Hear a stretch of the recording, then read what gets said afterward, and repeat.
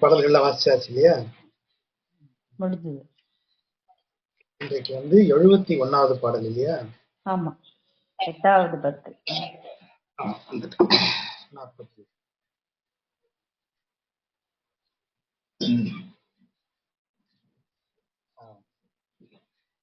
நம்ம ஏற்கனவே சொன்னது போல அகத்திணை மரபினுடைய எல்லா நுட்பங்களையும் நம்மாழ்வார் இந்த திருவிருத்தத்துல பயன்படுத்துறாரு. அகத்திணை மரபுன்னு நம்ம சொல்லும்போது அதனுடைய ரொம்ப அடிப்படையான விஷயம் ஒன்றுதான், தலைவன் தலைவி அவர்களுக்கு இடையே இருக்கக்கூடிய பிரிவு. இந்த பிரிவு எப்படி ஏற்படும் என்றால், ஏற்கனவே தலைவனும் தலைவியும் அவர்கள் சந்தித்து மகிழ்ந்து இருந்து அதன் பிறகு ஒரு பிரிவு நேரிடுகிறது. இப்ப இந்த பிரிவை பொருள்வையின் பிரிவு அப்படின்னு பிரிக்கலாம். அதாவது சம்பாதிக்கிறதுக்காக தலைவன் வெளியூர் போறான்னு சொல்லலாம்.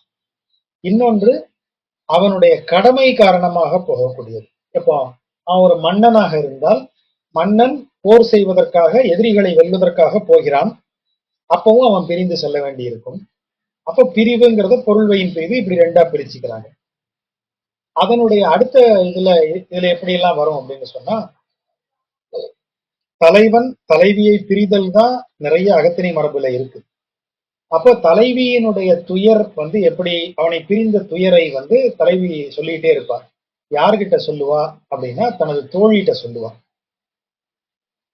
தலைவி படக்கூடிய துன்பத்தை பார்த்து, தலைவி சொல்றது தோழிட்டு தான் சொல்லுவா, ஆனா அந்த தலைவி படும் துன்பத்தை பார்த்து ஐயோ என் பொண்ணு இப்படி கஷ்டப்படுறாளேன்னு இரு தாய்மார்கள் பேசுவாங்க. ஒருத்தி செவிலித்தாய், இன்னொருத்தி பெற்ற தாய். அதை நற்றாய்ன்னு சொல்றது நம்ம மரபு. நற்தாய், நற்றாய், செவிலித்தாய், இரு தாய்மார்கள் சொல்லுவாங்க. அபூர்வமாக எப்படி தலைவிக்கு தோழி இருக்காளோ அதுபோல தலைவனுக்கு தோழன் இருக்கிறான். தோழனும் அவ்வப்போது இருப்பான், அவனும் சொல்லுவான். இப்ப தலைவி தலைவனும் தோழி தோழன் மூலம் பேசிப்பாங்க, இல்லாத பட்சத்துல தூது பேசிப்பாங்க. இப்படி நீங்க அகத்திணை மரபை விரித்து கொண்டே போகலாம். இன்னொன்னு என்ன இருக்கு, தலைவனும் தலைவியும் கிளம்பி போயிடுவாங்க, உடன்போக்குன்னு சொல்லக்கூடியது. அப்படி கிளம்பி போன பிறகு தாயோ செவிலித்தாயோ அப்படி கிளம்பி போய்விட்ட தனது மகளை குறித்து அவள் படப்போட சிரமத்தை குறித்து பாடுவதும் அகத்திணை மரபுக்குள்ள இருக்கும். அப்ப இந்த அகத்திணை மரபினுடைய எல்லா ஆஸ்பெக்ட்ஸையும் பயன்படுத்திடுற ஒரு வேகத்துலதான் நம்மாழ்வார் இத திருவிருத்தத்தை பாடியிருக்கார். அதுல எந்த ஆர்டரும் அவர் வைக்கல. ஏன்னா திடீர்னு தோழி போய் பேசுவா, அப்புறம் தலைவன் எங்கேயோ தனியா இருப்பான், அத மாதிரி தனித்தனியா வரக்கூடியதா இருக்கு. அது ஏன் அப்படின்னு கேட்டா அதுல ஒரு ஆச்சரியம் இருக்கு.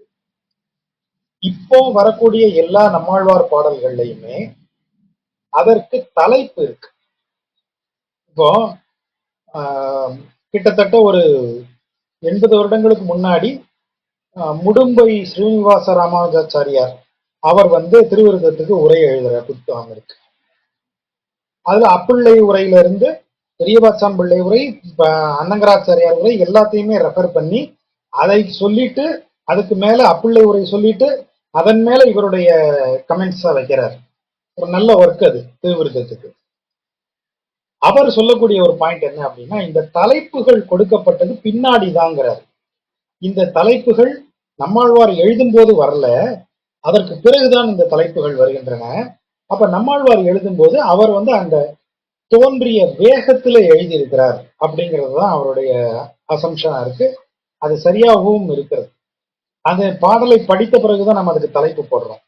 ஆனா தலைப்பை வைத்த பெரியவாச்சான் பிள்ளையோ அன்னங்கராச்சாரியாரோ அந்த தலைப்பை அவ்வளவு பொருத்தமா வச்சிருக்காங்கிறதுனால நமக்கு இந்த தலைப்பை நம்மாழ்வாரே வச்சாருன்னு தான் தோணும்.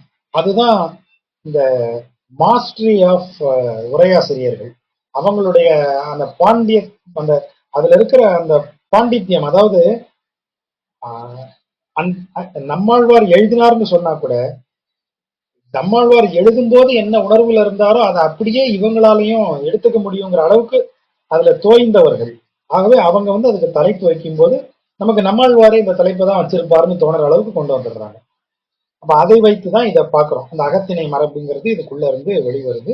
அப்ப அகத்திணை மரபை எழுதினார்னு சொன்னா ஏன் சார் அந்த ஆர்டர்ல வரல, ஒரு இதுல இப்படி வருது ஒரு இதுல அப்படி வருது அப்படின்னு நம்ம கேட்டோம்னா அதுக்கு ரீசன் இதுதான். இப்ப இதை மாத்தி அடுக்கலாமா அப்படின்னு கேட்டா முடியாது. ஏன்னா அந்தாதி இது அமைப்பு, அதை நீங்க மாற்றி அமைக்க முடியாது. அது நம்மாழ்வாரனுடைய விருப்பம் தான். இப்போ இன்றைக்கு பார்க்க வேண்டிய 10 பாடல்களை பார்த்தோம்னா, முதல் பாட்டுல எப்படி இந்த அவர் சொல்றாரு பாருங்க. நான் தலைவி சொல்றா, நான் இதுக்கு முன்னாடி இவரை, அதாவது தலைவரை சந்திக்கிறதுக்கு முன்னாடி நல்ல பிள்ளையா இருந்தேன்.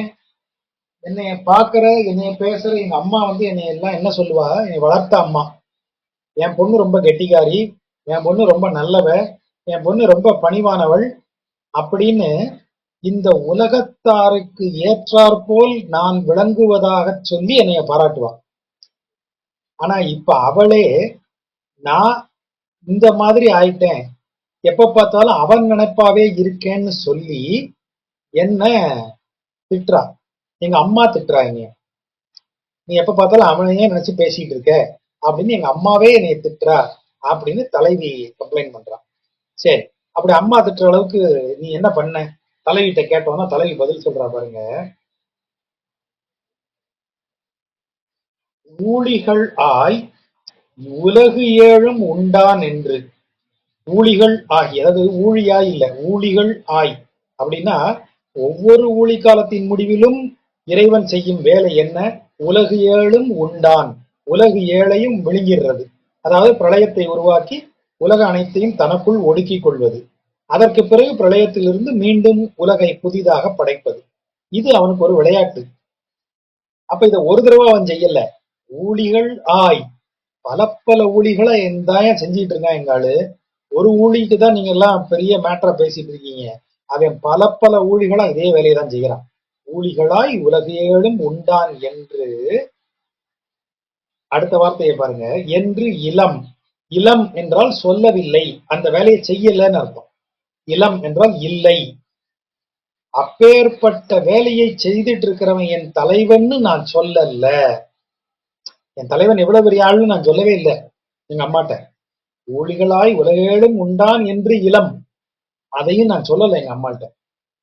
நான் என்ன சொன்னேன், களம் பழம் கண்டு.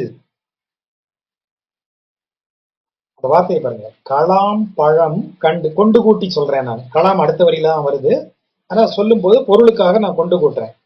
களம் பழம் கண்டு. களாம்பழம் நம்ம பார்த்திருப்போம், நிறைய பேர் பார்த்திருக்க வாய்ப்பு இல்லை என்றாலும் கூட அந்த கனியை குறித்து பெரியாழ்வார் பாசுரத்துல நம்ம பார்த்திருக்கோம். களாங்கனிங்கிறது வயலட் அண்டு பிளாக், இந்த கலரினுடைய காம்பினேஷனை நம்ம கற்பனை பண்ண முடியுமா? இப்ப கருப்பு கலரோட கருப்புலயே நம்ம பச்சை கலந்த கருப்பு அப்படி யோசிச்சிருக்கோம் இல்லையா? ஆனா வயலட் கலந்த கருப்பு அப்படின்னு ஒண்ணு நம்மளால கற்பனை பண்ண முடியுமான்னு பார்க்கணும். முடியலைன்னா ரொம்ப சிம்பிள். இந்த கனி காயில பச்சை, ஒரு ஒரு பிங்க், அப்புறம் ஒரு வயலட், அப்புறம் ஒரு பிளாக், இந்த 4 காம்பினேஷனும் இருக்கும். சின்னதா தான் இருக்கும் கலாக்காய். கலாக்காய்ங்கிறது சின்ன நெல்லிக்காய் சைஸ் தான் இருக்கும். அதுல இந்த 4 கலரும் காம்பினேஷன் இருக்கும். கலாக்காயை ஊறுகாய் போடுவாங்க. அப்புறம் நம்ம ஊர்ல ரொம்ப நாளா இந்த செர்ரி ஃப்ரூட் அப்படிங்கிற பேர்ல வர்றது பூராவுமே கலாக்காய் தான். கலாக்காய விதையை நீக்கி ஜீரால போட்டு சிவப்பு கலர் சாயம் ஏத்தி அதுதான் நமக்கு ரொம்ப நாளா செர்ரி பழம்னு நம்ம நம்ப வைக்கப்பட்டிருக்கோம், இந்தியன் செர்ரின்னு. ஆனா அது கலாக்காய். அதுல ஊறுகாய் போடுவாங்க, ரொம்ப நல்லா இருக்கும். எங்களுக்கு எல்லாம் ஊர்ல கிராமத்துல விற்பாங்க, 5 பைசா 10 பைசாக்கு அதை வாங்கி உப்பு தொட்டு சாப்பிடுவோம். ரொம்ப நல்ல டேஸ்டா இருக்கும். துவர்ப்பு புளிப்பு இரண்டும் கலந்த சுவை அது. ஆனா அந்த கலாக்காயினுடைய கலர் காம்பினேஷன் ஒரு தேர்ந்த ஓவியனால கூட அந்த காம்பினேஷனை கொண்டு வர முடியாது. அப்ப அதுல இருக்கிற மினுமினுப்பு, அந்த வயலட் கலந்த கருப்பு இருக்கக்கூடிய அந்த கனியை நான் பாக்குறேன், கலாங்கனிய பாக்குறேன். பார்த்த உடனே நான் என்ன சொன்னேன், ஆழி வண்ணம், ஆழி பழ வண்ணம் என்றேற்கு. அதாவது இந்த பழத்தோட கலர் கடலோட கருநீலம் மாதிரி இருக்குல்லன்னு தான் நான் சொன்னேன். என்றேற்கு என்று சொன்ன எனக்கு அப்படின்னு பொருள். நான் எங்க அம்மாட்ட அவன் 7 உலகத்தையும் விழுங்குறவன், அதுவும் ஒவ்வொரு ஊழியுமா அதை செய்யக்கூடியவன் எல்லாம் கூட சொல்லல. கலாம்பழத்தை பார்த்தேன். பார்த்த உடனே சும்மா எதேச்சியா தான் சொன்னேன். இந்த கலரை பார்த்தீங்கன்னா அப்படியே இந்த கருங்கடலினுடைய அந்த நிறம் மாதிரி இருக்குல்ல, பழவண்ணம் பலாம்பழங்கண்டு பழவண்ணம் ஆழி என்றேற்கு. இந்த பழத்தோட கலர் கடல் மாதிரி இருக்கேன்னு சொன்ன எனக்கு அதே கொண்டு அதையே மீனிங்கா எடுத்துக்கிட்டா. என்ன மீனிங்கா எடுத்துக்கிட்டா? நீ அவனையே நினைப்பாதான் திரியற, அதனாலதான் உனக்கு கலாம்பழத்தை பார்த்தா கூட அவன் ஞாபகம் வருது அப்படின்னு என்னை திட்டுறா எங்க அம்மா. அதே கொண்டு அதையே பொருளாக கொண்டு அப்ப அப்படி நினைச்சுக்கிட்டு இருக்கா. ஆகவே அதையே பொருளாக கொண்டு அன்னை அம்மா என்னை என்ன சொல்றா? நாள் இவளோ, அதை எப்படி சொல்லும்? இவளோ நாள் எனும் ஞாலம் உண்டான் வண்ணம் சொல்லிற்று. ஞாலம் உண்டவன் வண்ணத்தை தான் நீ சொன்ன, கடல் வண்ணத்தை சொல்லல அப்படின்னு என்னை திட்டுறா. எப்படி திட்டுறா? நாள் இவளோ. நாள் என்றால் என்ன பொருள்?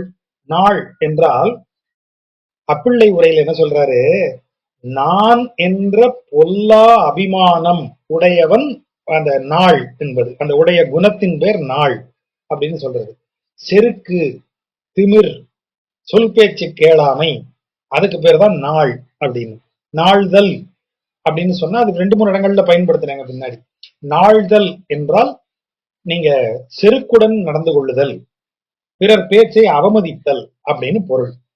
அம்மா சொல்றா, நான் எவ்வளவு அட்வைஸ் பண்றேன், என் பேச்ச கேட்காம திமிர் எடுத்து திரியிற, கலாம்பழத்தை பார்த்த உடனே நீ அவன் நிறந்தான்னு சொல்ற, ஞாலம் உண்டான் வண்ணம்னு சொல்ற. கான்ட்ராவை கவனிங்க. இந்த இடம் தான் கவிஞன் வந்து உட்கார்ற இடம். இப்போ முதல் லைன்ல எப்படி ஆரம்பிக்கிறா தலைவி? பராங்குச நாயகி என்ன சொல்றா? ஊழிகளாய் உலகேழும் உண்டான் என்று இளம். நான் சொல்லவே இல்லையா 7 உலகையும் அவன் உண்டான்னு நான் சொல்லவே இல்லை அப்படின்னு முதல்ல ஒரு டிஸ்கிளைமர் வைக்கிறாளா? இவங்க அம்மா எப்படி கோவப்படுறா பாருங்க. ஞாலம் உண்டான் வண்ணம் சொல்லிற்று நாள் இவளோ என்னும். அம்மா என்ன சொல்றா? நீ அவன் 7 உலகையும் உண்டவன் கலரத்தான் சொன்னேன்னு சொல்றா. 7 உலகையும் உண்டான்னு நான் சொல்லவே இல்லை எங்க அம்மாவுக்கு. வார்த்தையை பார்த்தீங்கல்ல, முதல்ல என்ன சொல்லியிருக்காருங்க? ஊழிகளாய் உலகேழும் உண்டான் என்று இளம், நான் சொல்லவே இல்லை. ஆனா இங்க என்ன சொல்றாரு அம்மா? அன்னை நாள் இவளோ ஞாலம் உண்டான் வண்ணம் சொல்லிற்று என்னும். ஞாழ் இவளோ எனும். இவ சொன்ன பேச்சுக்காக திருப்பி பிடிச்சவன்னு சொல்றா. ஞாலம் உண்டான் வண்ணம் சொல்லிற்று என்னும். அந்த உலகை எடுத்து வாயில போட்டுறானே அவன் கலரத்தான் இவன் சொல்லியிருக்கா இவ அப்படின்னு சொல்றா. தோழிகளோ, எனது தோழிமார்களே, எம்மை அம்மனை சூழ்கின்றவே. அம்மனைனா இந்த இடத்துல என் தாயாரின் கோபம்னு அர்த்தம். என் தாயாரின் கோபம் என்னை எப்படி சூழ்ந்துக்குதே, உரையீர், உண்மை என்னன்னு சொல்லுங்க. நான் நிஜமாவே அவனை நினைச்சு சொல்லல, சொல்லுங்க அப்படின்னு சொல்றேன். அது தாய்க்கும் அந்த எண்ணம் இருக்கு. தாய் இவ சொல்லாமலேயே தாய்க்கு தெரியுது இவ அவன்தான் நினைச்சு சொல்லியிருப்பான்னு. அப்ப பொண்ணு சமாதானப்படுத்தினா கூட உள்ள அதுதான். அப்ப இதனுடைய பொருள் என்ன? இப்ப சுவாபதேசத்துக்குள்ள வந்தோம்னா இது தலைவன் தலைவியினுடைய சமாதானப்படுத்தல், தாயை சமாதானப்படுத்தக்கூடிய ஒரு பாடல்னு வச்சுக்கிட்டா கூட இதன் பொருள் என்ன? இந்த செவிலித்தாய்ங்கிறது யாரு? ஏன் அவ செவிலித்தாயா இருக்கணும்? இதை சொல்லக்கூடியவள் செவிலித்தாய் பெறாமல் பெற்றவள். தான் பிள்ளையை பெறாமல் பிள்ளையாக ஒருத்தியை பெற்றவள், அடைந்தவள்னு அர்த்தம். அப்போ இதுதான் வந்து இந்த உலகத்தில் இருக்கக்கூடிய இந்த நம்ம உலக இன்பங்கள் இருக்குன்னு வச்சுக்கோங்க. இந்த உலக இன்பங்கள் தான் செவிலித்தாய். இறைவன் தான் பிறப்பிக்கிறான், இந்த தாய் பெத்துக்கிறது இல்லை. ஆனா இறைவன் பிறப்பித்து தரக்கூடிய அந்த குழந்தையை, இறைவன் படைத்து தரும் குழந்தையை இந்த உலக இன்பங்கள் எடுத்து வளர்க்கின்றன. அந்த உலக இன்பங்களின் சீராட்டலில் அந்த குழந்தை வளர்க்கிறது. அப்ப இந்த குழந்தை இந்த தாயாரின் பேச்சை கேட்டுக்கிட்டு முதல்ல ஒழுங்கா இருந்தப்போ இந்த தாய் என் பொண்ண மாதிரி உண்டான்னு சொல்லிட்டு இருந்தா. உலக இன்பங்களுக்காகவே வளர்ந்து உலக இன்பங்களுக்கு தகுந்த மாதிரி பேசி உலகத்திற்காகவே வளர்ந்து இந்த உலக வாழ்க்கைக்காகவே அந்த அதுக்காகவே நீ டியூன் பண்ணி நான் இருந்தப்போ நல்லா இருந்துச்சு இந்த அம்மாவுக்கு. இப்ப என்ன நடக்குது? நான் அவன் மேல என்னோட கவனம் போயிருச்சு, அவன் மேல் என் மனம் போய்விட்டதுன்னு தெரிஞ்ச உடனே இந்த அம்மாவுக்கு பிடிக்க மாட்டேங்குது, கோவம் வருது. நீ எப்பவும் அவனதான் நினைச்சிட்டு இருக்க, அவனதான் சொல்லிட்டு இருக்கேன்னு திட்டுறா எங்க அம்மா. அவள்கிட்ட உண்மையை சொல்லுங்க அப்படின்னு அந்த பாடலின் பொருள். அடுத்ததாக இந்த இந்த பாடல்கள் எல்லாம் அகத்திணையின் அழகு அப்படியே நம்மாழ்வார் என்ன சொல்றது, எசன்ஸா எடுத்து கொடுத்திருக்காரு. நேற்றைக்கு நம்ம நண்பர் ஒருவர் பார்க்க வந்தார். அப்ப இந்த சங்க பாடல்களின் அழகை சொல்லும் போது நாங்க சங்க பாடல்கள்ல இருக்கிற அகத்திணைக்கு ஒரு அழகு உண்டு. ஆனா அந்த அழகுக்கு இருக்கிற லிமிட்டேஷன் ஒண்ணு உண்டு. அந்த அழகு அந்த தலைவன் தலைவி சம்பந்தப்பட்ட பிரிவுத்துவரோட நின்னுரும். அந்த பிரிவுத்துவருக்கு மேல அதை கொண்டு போய் இன்னொரு இடத்துல இன்னொரு இடத்துக்கு கொண்டு போய் வைக்கக்கூடிய ஒரு ஒரு ஒரு ஆஸ்பெக்ட் அதுல மிஸ் ஆகுது. அதை நம்மாழ்வார் ரொம்ப சிறப்பா செய்திருக்கிறாருன்னு சொல்லி சில பாடல்களை சொன்னேன். ரொம்ப அந்த கனி இருப்ப காய் கவர்ந்துட்டு நம்ம பேசிட்டே இருந்திருக்கோம். அதுல இவர் சொல்றாரு இல்லையா, அந்த பாடல்கள்லாம் சொன்னேன். கனியின்மையின் கருக்காய் கடிப்பவர் போலங்கிற வார்த்தையெல்லாம் ரொம்ப கடல் கொண்டு எழுந்தது வானம்ங்கிறதெல்லாம் இன்றைய நவீன கவிதைகளுக்கும் சவால் விடக்கூடிய வரிகள். அதெல்லாம் பேசிட்டு இருந்தோம். அத மாதிரி ஒரு பாடல்கள்லாம் இங்க நிறைய எழுதுறாரு. இதுல சொல்றது பாருங்க, சூழ்கின்ற கங்குல் சுருங்கா இருளின் கருந்திணிம்பை. இருட்டை எப்படி டிஸ்கிரைப் பண்ண முடியும்? கங்குல் சூழ்கின்றன. கங்குல்ங்கிறது இருள், இரவு. இரவு சூழ்கிறது. அப்ப இந்த இருள் எப்படி சூழ்கிறது? மழை மேகம் போல அப்படி கொஞ்ச நேரம் இருட்டிட்டு மழை பெய்த உடனே திரும்ப வெளிச்சம் வந்துடுற மாதிரி கிடையாது. இந்த இருள் இன்னும் அடர்ந்து கொண்டே போகும். சுருங்கா இருள் இன்னும் விரிவடைந்துகிட்டே போகும். சுருங்குற இருள் இல்லை இது, இன்னும் விரிவடைந்து கொண்டே செல்லும் இருள். அப்படி விரிவடைய இருட்டு இன்னும் கருங்கும்னு ஆயிரும். செறிந்த இரவு, அந்த செறிவைத்தான் திணிம்புங்கிற வார்த்தை. போட்டு திணிச்ச மாதிரி இருட்டு, அப்படியே கருப்பை போட்டு திணிச்ச மாதிரி இருட்டா இருக்கு. கருந்திணிம்பை, சுருங்கா இருளின் கருந்திணிம்பை. பிளாக் ஹோல் மாதிரி அவர் அதை டிஸ்கிரைப் பண்றாரு. சூழ்கின்ற கங்குல் சுருங்கா இருளின் கருந்திணிம்பை. அப்பேற்பட்ட அவ்வளவு கஷ்டமான அந்த இருள் இருக்கே, அப்படிப்பட்ட இருள் அது. சோ இருள் வில்லனை நல்லா டிஸ்கிரைப் பண்ணியாச்சு.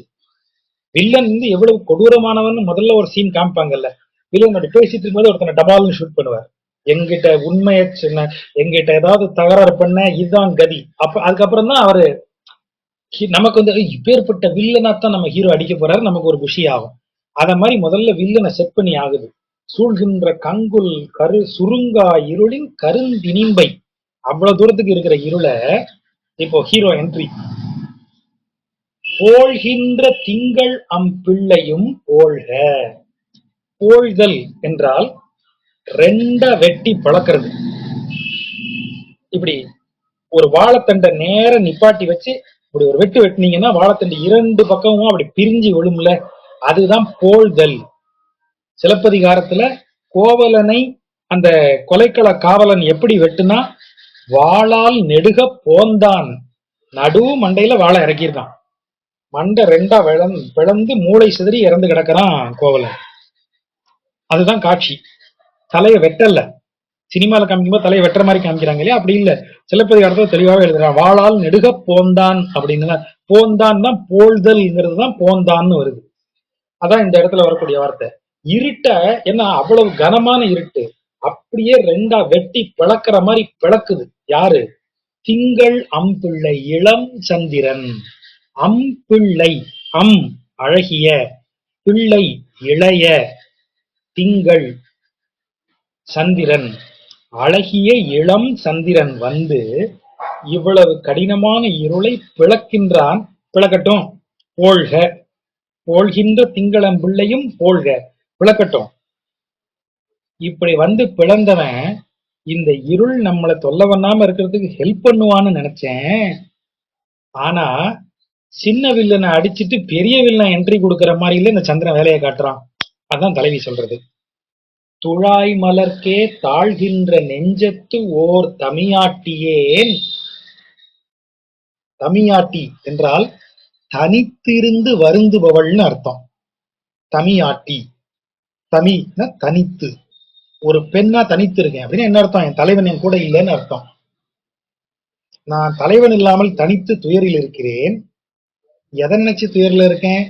துழாய் மலர்க்கே தாழ்கின்ற நெஞ்சத்து ஓர் தமியாட்டி.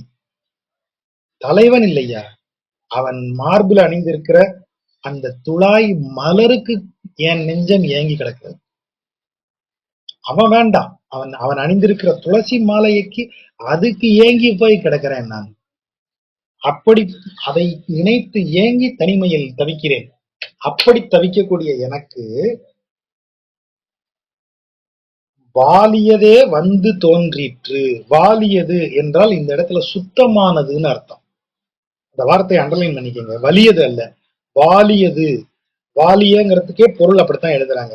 சுத்தமான, அதாவது எவ்விதமான மாசும் இல்லாதன்னு பொருள் சொல்றாங்க. அப்ப வாலியதேன்னு சொல்லும்போது சுத்தமான சந்திர கிரகணங்கள் வந்து தோன்றிற்று. அந்த கிரகணங்கள் என்ன செய்ய, யாருக்கு வந்து தோன்றுது? தலைவனுடைய மார்பில் இருக்கக்கூடிய துளசியின் ஒரு இதழ் கிடைக்காதா எனக்கு? அதை வச்சு நான் துன்பத்தை நீக்கிக் கொள்வேனேன்னு நினைச்சு நெஞ்சம் புண்ணாகி கிடக்கக்கூடிய என்னிடம் அந்த தூய கதிர்கள் தோன்றுகின்றன. ஆனா இருள் எனக்கு கொடுக்கிற துன்பத்தை விட இந்த சந்திரனின் கிரணங்கள் எனக்கு கொடுக்கிற துன்பம் அதிகமா இருக்கு. என் மாமைக்கு, அந்த என் அப்படிங்கிறது உள்ள குறிப்பா வருது, சொல்லா இல்ல, குறிப்பா வருது. மாமை என்றால் என்னுடைய மாந்தளிர் நிறம், என்னுடைய அழகிய நிறம். என்னுடைய அழகிய நிறம் என் தலைவனை காணாததால் வெளுத்து போக போகுது. அந்த மாமைக்கு இன்று வாழ்கின்ற ஆறு இதுவோ அழுத்துக்கிறான் என் உடம்புக்கு. அதாவது என்ன அர்த்தம் இதன் பொருள்? இருள்ல இருக்கும்போது கூட என் தலைவன் இல்லையேன்னு ஒரு ஏக்கத்துல இருந்தேன். இருள் அந்த ஏக்கத்தை அதிகப்படுத்திச்சு. அப்ப சந்திரன் வந்தது, இந்த இருளை போக்கிருச்சே அப்படின்னு நான் சந்தோஷமா இருந்தேன். ஆனா இந்த சந்திரனின் கிரணங்கள் என் மேல் பொழிந்து தலைவன் மேல் நான் கொண்ட ஏக்கத்தை அதிகப்படுத்தி என் மேல் பசலை விடும்படி செய்து விட்டது. இருளை விட மோசமா எனக்கு தலைவன் ஞாபகத்தை இது கிளப்பி விடுது. சந்திரனை குறை சொல்றான். மாமைக்கு இன்று வாழ்கின்ற ஆறு, ஆறு என்றால் வழி. என்னுடைய மேனிக்கு வந்த வாழ்வு இந்த வழிதானா? இந்த சந்திரன் வழியாகத்தான் வரணுமா? சந்திரன் தூயவன் வேற சொல்றா. வாலியதே வந்து தோன்றிற்று. அப்ப இதன் பொருள், உள்ளுரை பொருள் என்ன? ஒரு ஒரு அகப்பாடலா இது ரொம்ப பிரில்லியண்டான பாட்டு. நான் சந்திரன் இருளுக்கு பயந்து உட்காந்துருக்கேன், தலைவனை பிரிஞ்சிருக்கமேன்னு. இப்ப இருளை துரத்து சந்திரன் வந்த உடனே கொஞ்சம் ஹாப்பி ஆனேன்.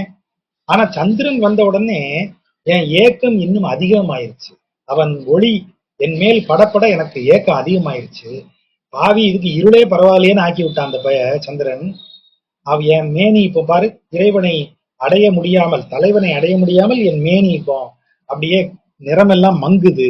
இதுதான் எனக்கு வந்த வாழ்வா? இதுதான் எனக்கு வந்த வழியா? அப்படின்னு அவ தலைவி புலம்புறான். அப்ப இதன் பொருள் என்ன? ஏன் அதை சுத்தம்னு சொல்லணும்? சந்திரனை சொல்லும் போது வாலியதுங்கிற வார்த்தையை ஏன் பயன்படுத்தணும்னு சொன்னா, இதன் உள்பொருள் என்ன? அஞ்ஞானம், நமக்கு அறியாமை என்கிற இருள் எப்படி வரும்னு சொன்னா, அறியாமை இருள்ங்கிறது வந்துருச்சு சார், 10 டிகிரியில அறியாமை இருள் அப்படியே நிக்கும் சார், அப்படி கிடையாது. இப்ப வந்திருக்கிற சென்னைக்கு வந்திருக்கிற புயல் மாதிரி அது அங்கேயே நின்று கொஞ்சம் கொஞ்சமாக அது புயல் வலுப்பெற்று கொண்டே வரும். அறியாமை பெருகி கொண்டே செல்லும். அறியாமையினுடைய அடிப்படை அதான். அதன் அறியாமை ஒரு விஷயத்தில் அறியாமையா நிக்காது. அந்த அறியாமை என்பது பெருகிக் கொண்டே செல்வது. ஒன்றில் அறியாதவன் தொடர்ந்து அந்த அறியாமையை எல்லா இடத்துலயும் ரிஃப்ளெக்ட் பண்ணிக்கிட்டே தான் போவான். அதுதான் அந்த வார்த்தை. சூழ்கின்ற கங்குல் சுருங்கா இருளின் கருந்தினிந்து, அறியாமையை சொல்றார். அப்ப இந்த அறியாமையை போக்கக்கூடிய நிலவு ஒன்று வருகிறது. எது நிலவு? அம்பிள்ளை திங்கள். எது நிலவு? சுயமாக ஒளி இல்லாதது, ஆனால் சுயமாக ஒளி கொண்ட சூரியனை பிரதிபலித்து நமக்கு ஒளியை தருவது. அப்போ அதுதான் ஆச்சாரியன் சொல். ஆச்சாரியன் இந்த அஞ்ஞான இருளை அகற்றுகிறான். தம்பி, நீ முட்டாள்தனமா போயிட்டு இருக்க, நீ போற பாதை சரியில்லை, மரியாதை இப்படியே போனா நாசமா போயிருவ, திரும்பி வான்னு ஆச்சாரியன் சொல். அவன் சொல் தான் நம்மை அறியாமையிலிருந்து மீட்கும். அறியாமையிலிருந்து திருப்பிடுச்சு. திருப்புனா இவனே நம்மளை சரி பண்ணிடுவான்னு நினைச்சா இந்த ஆள் என்ன செய்யறான் பாருங்க ஆச்சாரியன். எப்பா போய் இறைவனின் திருப்பாதங்களை பற்றிக்கொள், உன்னுடையதுன்னு எதுவும் இல்லை, எல்லாத்தையும் அவன் காலடியில போட்டு நில்லுன்னு சொல்றான். அவன் தான் உனக்கு தரணும்னு சொல்றான். இப்ப என்ன ஆயிடுச்சு, அஞ்ஞான இருளுக்கு தப்பி இறைவன் அருள் எனக்கு இன்னும் கிடைக்கலையேன்னு சொல்லி இறைவன் அருளுக்காக நான் ஏங்கி கொண்டு உட்கார்ந்துருக்கேன். இந்த நடுவில் ஆச்சாரியம் பார்த்த பார்வை என்னை இன்னும் பெருந்துன்பத்துல விட்டு சிக்க வச்ச மாதிரி பண்ணிட்டான். ஆரம்ப நிலை பக்தன் இல்லையா, பக்தனுக்கு இந்த இந்த துயரம் அதை ரொம்ப அழகா சொல்றாரு. நீ அங்க இருந்து இங்க வந்தவனே தப்பிக்கலாம் நினைச்சு வராத. இதுதான் நிஜமான பக்தியை பத்தி நம்மாழ்வார் பேசுற இடங்கள். இதெல்லாம் நம்ம என்ன நினைக்கிறோம், உலக இன்பத்துல போய் சந்தோஷமா ஈடுபடுவோம். உலகத்தின் இன்பம் என்பது தராசின் தட்டு போல, உனக்கு ஒரு இன்பம் தரப்பட்டால் இன்னொரு பக்கம் 2 மடங்கு துன்பம் வைக்கப்படும். அப்படித்தான் உனக்கு உலக இன்பம் தரப்படும். தம்பி 1 கிலோ இன்பம் அனுபவிச்சனா 2 கிலோ துன்பத்துக்கு நீ தயாரா இருந்தாகணுங்கிறதா ரூல். அப்படித்தான் உலக இன்பம் இருக்கு. நீ உலக இன்பத்தை சந்தோஷமா அனுபவிக்கிற, துன்பம் வரும்போது என்ன செய்யற, ஆண்டவனே என்னை காப்பாற்ற மாட்டியா, ஆண்டவனே என்னை பண்ண மாட்டியா. நீ அப்ப ஆண்டவனை தேடி வர்றது அவனை அடையணும்னு இல்லை, இந்த துன்பத்துல இருந்து எஸ்கேப் ஆறதுக்கு தான் நீ ஓடி வர. அப்ப குரு என்ன சொல்லுவார், இங்க வந்தனா அவனை அடையும் துன்பம் மட்டும் உனக்கு இருக்கும், பிற துன்பங்கள் எல்லாம் விலகி போயிடும். அவனை அடைவது சும்மா இல்லை, சாதாரணம் இல்லை. அவனுக்கு ஏங்கி கிடக்கணும் நீ, அவன் காலடியிலேயே கிடக்கணும் நீ. அவனை முப்போதும் எப்போதும் அவனை எண்ணிக்கொண்டே இருக்கும் துன்பம், அவனை பிரிந்த துயரத்தை அனுபவித்துக் கொண்டே இருந்தால்தான் அருள் புரிவான்னு சொல்றாரு. அதுதான் இங்க சொல்லப்படுகிற இந்த வார்த்தை. அதனாலதான் சந்திரன் என்ன சொல்றாரு, வாலியதே வந்து தோன்றிற்று, குரு அருள் வந்து தோன்றும். அதான் சொல்ற, வாலியதே வந்து தோன்றிற்று, கருந்தினிம்பை போல்கின்ற திங்களம் பிள்ளையும் போல்க. சந்திரனை உயர்த்தி சொல்லி அதன் வழியாக இந்த இறைவனை அடையக்கூடிய இடத்துக்கு நம்மளை எப்படி கொண்டு போவார் அப்படின்னு அந்த பக்தாவஸ்தைன்னு சொல்றது. அத பக்தனுக்கு ஒரு அவஸ்தை இருக்கு. அது என்ன அவஸ்தை, இறைவனை அடையாமல் அவன் இருக்கும் ஒவ்வொரு நொடியும் அவன் அந்த அவஸ்தையில் இருக்கிறான் அப்படின்னு அர்த்தம். இதுதான் அந்த பக்தாவஸ்தையை சொல்லக்கூடிய இடம். மாலையில் வருந்தும் தலைவிக்கு தோழி இறங்குதல். மாலை நேரம் வந்தாச்சுனாலே தலைவி பதற ஆரம்பிச்சிடுறான், தாங்க முடியல அவளுக்கு. இப்போ இந்த பாட்டை எவ்வளவு அழகா சொல்லியிருக்காரு பாருங்க. விண் வால் வெண்ணிலவு, நான் கொண்டு கூட்டி சொல்றேன். விண் வால் வெண்ணிலவு உலகு பால் ஆறச் சுரக்கும். சாரி மாத்திரம், விண்வால் வெண்ணிலவு பால் உலகு ஆறச் சுரக்கும்.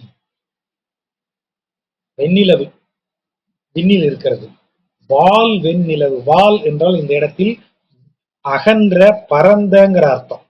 பரந்த வானத்தில் வெண்நிலவு, வெண்மையான அந்த நிலவு வருகிறது. அது என்ன செய்கிறது, இந்த உலகு ஆற, இந்த உலகம் முழுதும் நிறையும்படி பாலை சுரக்கிறது. எப்படி, வெண் திங்கள் என்னும் சுரவி. சுரபி அப்படிங்கிறது வடமொழி சொல். சுரபிய தமிழ்ல சுரவி ஆக்குறார். நம்ம ஏற்கனவே பார்த்திருக்கோம், எதெல்லாம் பானு வடமொழியில வருதோ தமிழ்ல அது பானு வந்துடும். இப்ப பானாசுரன் நம்ம வானாசுரன் சொல்லுவோம், பங்களாதேஷ்னு அவங்க சொன்னா நம்ம வங்காள தேசம்னு சொல்லுவோம், பா வா வாகும். சுரபி என்கிறது சுரவி அப்படின்னு அதுல வந்து சேருது. இந்த சுரபிங்கிற சொல் எதை குறிப்பது என்றால், அடுத்தவர்கள் அதை சொல்லிடுற, விண் சுரவின்னு ஒரு பொருள் எடுக்கலாம். இந்த விண்ணை மேல கொண்டு சேர்க்கிறேன் நானு, விண்வால் வெண்ணிலவுன்னு சேர்க்கிறேன் இல்லையா, கொண்டு கூட்டுகிறேன். அதே விண்ண விண் சுரவி அப்படின்னு கொண்டு கூட்டினோம்னா வானத்தில் இருக்கும் பசுவாகிய காமதேனு, வானத்தில் இருக்கும் சுரபி காமதேனு, அந்த காமதேனுவினுடைய சுரமுதிர், அது சுரக்கக்கூடிய, இந்த சுரபிக்கு இன்னொரு பொருள் என்ன, அதனுடைய மடி, சுரக்கும் இடம் சுரபி. அந்த அது சுரக்கும் மடியாக விண்ணிலிருந்து வரக்கூடிய கிரகணங்கள் இருக்கு, அந்த சந்திர கிரணங்கள், அந்த கிரணங்கள் எல்லாத்தையும் அதனுடைய சந்திரனுடைய ஒளியை வந்து பாலாக சொல்றாரு. அதை பசுவின் மடி போல அந்த விண் நிலவு தெரிகிறது, அதிலிருந்து பால் பொழிவதை போல அந்த சந்திரனின் ஒளி, பால் ஒளி அப்படியே பூமி முழுவதும் பரவுகிறது. மாலை அப்படிப்பட்ட மாலை, அது பரவ ஆரம்பிக்கிற மாலை பொழுது. பரிதி வட்டம் போலும். பரிதி வட்டம்னா என்ன? பரிதினா சூரியன். வட்டம், சூரியன் எப்படி வட்டமாக ஒளி வீசுவானோ அதை போல சுடரக்கூடிய அடல் ஆழி பிரான். அடல்னா வலிமை மிக்க, வலிமை மிக்க ஆழியை கையிலேந்தியவன். சூரியனைப் போல பிரகாசிக்கக்கூடிய வலிமை மிக்க சக்கராயுதத்தை கையிலேந்தியவன். பொழில் ஏழ் அழிக்கும். பொழில் என்றால் பூமி, உலகம் அப்படின்னு. மண் அப்படிங்கறதுதான் பொழிலுக்கு அர்த்தம். அதாவது தாவரங்கள் வளர்ந்த மண்ணை சொல்லும் போது பொழில் அப்படின்னு சொல்லக்கூடியது. அது பொதுவா பொழில்ங்கிறது மண்ணை குறிக்கும், பூமின்னு வச்சுக்கோங்க. ஏழ் பொழில், 7 உலகங்களையும் அழிக்கும் என்றால் காக்கும் அப்படின்னு அர்த்தம். காத்து அழிக்கும், அருளை அழிக்கிறான், இவன் காக்குறான், காக்கும் அருளை அழிக்கிறான். 7 உலகத்தையும் காக்கும் அந்த மாண்பு, அதான் அந்த சால்பின் தகைமை. 7 உலகத்தையும் கையில் ஏந்தி இருக்கக்கூடிய சக்கராயுதத்தை வைத்துக் கொண்டு காக்கக்கூடிய, திரும்பவும் சொல்றோம், சக்கரம் தர்ம சக்கரம்னு சொல்வதற்கு பொருள் அதுதான். 7 உலகத்தையும் அறம் கொண்டு ஆழ்கிறான் அவன். அந்த அறம் ஒரு சக்கரம். அப்படிப்பட்ட பெரிய காரியத்தை செய்யக்கூடிய தகைமை, அத சால்பு என்றால் அது ஒரு பெரும் காரியம். அந்த பெரும் காரியத்தை செய்யக்கூடிய பெருமையாலதான் பெருமை கொலாம். அந்த பெருமை காரணமாகத்தான் என்னைய கவனிக்காம விட்டியா, தமியாட்டி தளர்ந்ததுவே, தனியாக இருக்கிற பெண்ணை இப்படி தவிக்க விட்டாயா? எனக்கு 7 உலகத்தையும் காப்பாத்துற வேலை இருக்குமா? எனக்கு அது முக்கியமா? நீ ஒரு பொம்பளை ஒரு ஓரமா உட்காந்து புலம்பிக்கிட்டே இருக்கிய, உங்கூட நான் ரொமான்ஸ் பண்ணிட்டு இருக்கிறதா அப்படின்னு நினைச்சுதானே நீ என்னை இப்படி தனியா கதற விட்டுருக்க? அதுதான் தலைவி கேட்கக்கூடிய கேள்வி. பக்தன் அப்படிதான் கேட்பான். ஏன்பா, 7 உலகத்தையும் படைச்ச 14 உலகமும் உனது படைப்பு, அதுல இருக்கிற எல்லாரையும் நீ தான் கவனிக்கணும். அத்தனை பேரை கவனிக்க வேண்டிய இடத்துல பக்தனாகி ஒருத்தனை தேடி நான் வரமானா? அப்படி நினைச்சு நீ இப்படி ஓரமா விட்டியா, இப்படி புலம்ப விட்டியா அப்படின்னு பக்தன் கேட்கறான். என்னைய விட்டியா? இவ்வளவும் இருக்கே, நீ யாரு? அதான் அவனை திரும்ப திரும்ப சொல்லக்கூடியது. ஒரு நிலவு எல்லோருக்கும் அருளை சுரக்கிறது. அப்ப என்ன சொல்றாரு? மேல அந்த குருன்னு சொன்னோமா, ஆச்சாரியன்னு சொன்னோமா அந்த நிலவை, அப்போ ஆச்சாரியன் தானே உன்னை நல்வழிப்படுத்தினான். அப்ப அவன்கிட்டயே போய் கேள, ஐயா எனக்கு உடனடியாக பெருமாள்கிட்ட எனக்கு அப்பாயின்மெண்ட் வாங்கி கொடுங்க, நான் இப்பவே நான் இதுக்கு போயே ஆகணும், வைகுந்தத்துக்கு எனக்கு ரிசர்வ் பண்ணி கொடுங்கன்னு கேட்க வேண்டியதானே? அப்படி சொன்னா அப்படி அல்ல. ஆச்சாரியன், அதனாலதான் திரும்ப திரும்ப நம்ம மரபுல குருங்கிற பேருக்கு முன்னாடி ஜெகத்ங்கிற வார்த்தையை போடுறோம். அவர் யாருக்கு குரு? அவர் ஒன்லி ராஜகோபாலனுக்கு மட்டும் குரு. அப்படி ஒரு குரு இந்த உலகத்துல கிடையாது. அப்ப அவன் யாரு? இந்த உலகத்திற்கே குருவாக விளங்குபவன், சத்குரு, சத்தியத்தை பேசுகிறவன். ஜெகத்குரு, உலகுக்கே குருவாக விளங்குபவன். அவனுக்கு தனது சீடர்கள்ல இவனுக்குத்தான் செய்யணும், இவனுக்கு செய்யக்கூடாது, இவனுக்கு இடஒதுக்கீடு கொடுக்கணும், இவனுக்கு நீட்டு மார்க் அடிப்படையில் தான் எடுக்கணும், இந்த மாதிரி அவனுக்கு எந்த பேதமும் கிடையாது. பாத்திரத்திற்கு தகுந்தபடி இடுவான். உனக்கு எவ்வளவு கெப்பாசிட்டியோ அது தகுந்த மாதிரி கொடுப்பான். அவனுக்கு பேதம் கிடையாது. உனக்கு நான் நிறைய கொடுத்துருவேன்பா, தாங்குவியான்னு கேட்பாரு குரு. அவனுக்கு மட்டும் கொடுக்குறீங்களான்னு கேட்டீங்கன்னா நீங்க அதை தாங்குவீங்களான்னு கேட்பாரு குரு. அவனுக்கு கொடுக்கறத நீ தாங்கிருவியான்னு கேட்பாரு. அப்போ குரு நமக்கு வேதம் பார்ப்பதில்லை, நம்ம கெப்பாசிட்டிக்கு தகுந்த மாதிரி நமக்கு கொடுப்பார். அந்த வேறுபாடுதான் நம்ம குருவின் மேல் போட்டு பார்த்துக்கிறோமே தவிர, ஒரு குரு உலகத்துக்கே குருவாக விளங்குபவர், ஒரு ஆள்னு அவர் பார்க்க மாட்டார். அதனாலதான் நிலவை என்ன சொல்றாரு? உலகு ஆறச் சுரக்கும்ங்கிறாரு. மொத்த உலகத்துக்கும் பாலை சொரிவதை போல அந்த ஞானம் அவர்கிட்ட இருந்து வெளிப்படும். அதை ஒருத்தனுக்கு மட்டும் வச்சு இல்லைங்க, நான் என்னுடைய ஞானத்தை பூராவுமே எனக்கு சிஷ்யனா வரக்கூடிய மிஸ்டர் ஏபிசிக்கு மட்டும்தான் சொல்லுவேன், அப்படி கிடையாது. அப்படிப்பட்ட குரு அவரு. அப்ப குரு எனக்கு அளித்த ஞானமும் அவர் எனக்கு அளித்த அறிவும் நான் உன்னை அடைவதற்கானது. அந்த ஞானத்தை எனக்கு கொடுத்துட்டாரு. ஆனா நீ என்னைய கவனிக்க மாட்டேங்கிற. ஏன்னா உனக்கு எப்படி இருக்கு, உலகம் 7 உலகத்தையும் நீ பார்க்க வேண்டி இருக்கு. அதுல நீ எண்ணற்ற உயிர்களை படைத்திருக்கிறாய். அந்த வார்த்தை 7 பொழில் அழிக்கும் சால்பின் தகைமை, ஏழு உலகத்தையும் காப்பாற்றி பாதுகாத்து கொண்டு நிற்கக்கூடிய பெருஞ்செயலின் தகைமையால், அது கொடுக்கக்கூடிய பெருமிதத்தால் தமியாட்டி தளர்ந்ததுவே. இந்த தனியாக இருக்கிற இந்த பக்தன் இப்படியே புலம்பிட்டு கிடக்கட்டும்னு விட்டுட்டியா அப்படி கேக்குறது. தளர்ந்தும் முறிந்தும் வரு திரை, திரை என்றால் கடலின் அலையை குறிக்கும். அந்த வார்த்தை ரொம்ப பிரில்லியண்டான வார்த்தை. எதுக்கு அலைய திரைன்னு சொல்றாங்க? கரையில் இருக்கக்கூடிய அலை அல்ல. நீங்க வீடியோக்கள்ல பாருங்க, கொஞ்சம் கடலுக்கு உள்ள போயிட்டீங்கன்னு வைங்களேன், அந்த அலை எப்படி இருக்குன்னா ஒரு பெரிய மேடு மாதிரி. அதை அப்படியே நீங்க பாத்தீங்கன்னா, இந்த சஹாரா பாலைவனத்துல டூன்ஸ் இருக்கு இல்லையா, அந்த சாண்ட் டியூன்ஸ், அத மாதிரி இப்படி அந்த தண்ணி வந்து தண்ணியோட அலை இப்படி மேடு பள்ளமுமா இருக்கும். இந்த கரையை வந்து மோதுகிற அலை கிடையாது. கரையை மோதும் அலைக்கு வந்து நாம அதுக்குன்னு நிறைய பேர்கள்லாம் வச்சிருக்காங்க, வெவ்வேறு பேர்களை வச்சிருக்கோம். கரை வந்து மோதும் அலைக்கு நம்ம வேற பேர் வச்சிருக்கோம். பின்னாடி எங்கேயோ ஒரு இடத்துல வரும்னு நினைக்கிறேன். அதுக்கு வரும். இதுல என்ன சொல்றாரு, இந்த வேலைன்னா அலை, இந்த கரையில வந்து மோதக்கூடிய அலை வேலை எறிதல்னு சொல்றது. ஏன்னா அந்த கடல்ல அலை தரையில பட்டு கரையில மோதி நம்ம மேல தெரிக்கிறது தான் வேலை எறிதல். அப்ப வேலை என்பது கரையில் மோதும் அலை. இங்க சொல்றாரு இல்லையா இந்த வார்த்தை, திரை அப்படிங்கிறது ஒரு ஸ்கிரீன் மாதிரி இருக்கும். நீங்க ஒரு பெரிய ஸ்கிரீனை கற்பனை பண்ணுங்க. அந்த ஸ்கிரீன்ல எப்படி லேசா காத்து அடிச்சா அப்படி புடைப்பா வந்துட்டு போகும். அதே மாதிரி கடல் நீர் அந்த மாதிரி இருக்கும். உள்ள கரையை தாண்டி உள்ள போனீங்கன்னா அதுதான் இந்த திரை. தளர்ந்தும் முறிந்தும் வரு திரை. ஏறி இறங்கி தளர்ந்தும் முறிந்தும் அப்படி வளரக்கூடிய அந்த திரை, அப்படிப்பட்ட கடல். அதுல பாயல், அதுல ஒரு படுக்கையை போட்டிருக்கேன். எது? ஆதிசேடன். பார்க்கடலில் ஆதிசேடனை போட்டு திருநெடுங்கண் வளர்ந்தும், தூங்குறன்னு சொல்லல, கண் வளர்தல் மங்கள சொல். கண் மூடியாச்சுன்னு சொல்லக்கூடாது. கண் மூடியாச்சுன்னு சொன்னா அது மரணத்தை குறிப்போம். அது தூங்கும்போது கண் வளர்ந்து விட்டான், குழந்தை கண் வளர்கிறாள்னு தான் சொல்லணும். எங்க ஊர் பக்கம் விளக்கு ஏத்துறோம் இல்லையா, விளக்கு ஏத்திடுவோம். அப்புறம் விளக்க வந்து அமர்த்தணும், அதாவது அமர்த்த வேண்டும், அமர்த்தணும்னு சொல்லக்கூடாது. இல்லாட்டி விளக்க குளிரவை அப்படி சொல்லுவாங்க. குளிர வைத்தல் அப்படின்னா விளக்க அணைக்கிறதுன்னு அர்த்தம். இப்போ சாயங்காலம் ஆயிடுச்சுன்னா விளக்கு ஏற்றி தெய்வத்தை வணங்குகிறோம் நாம. அப்போ விளக்கு, திருவிளக்கு பூஜை அறையில் எரிந்து கொண்டிருக்கும்.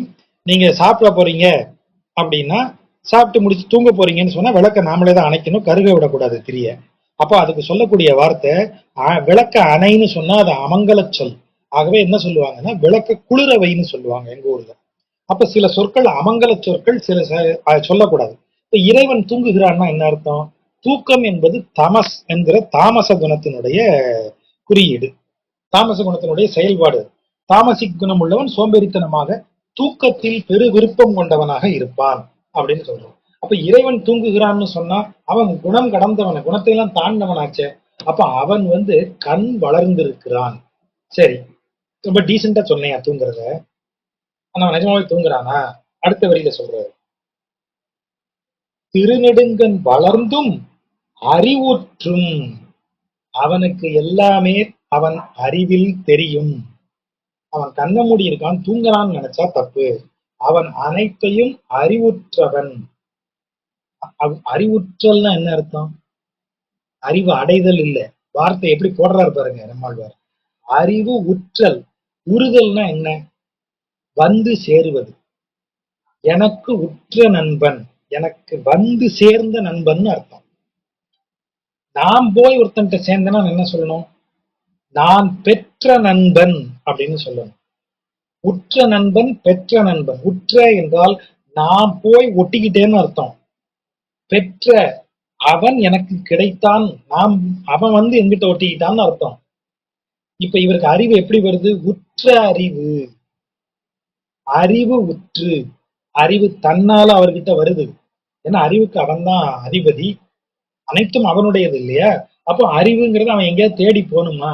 இல்ல, அதுவா அவன்கிட்ட வரும்.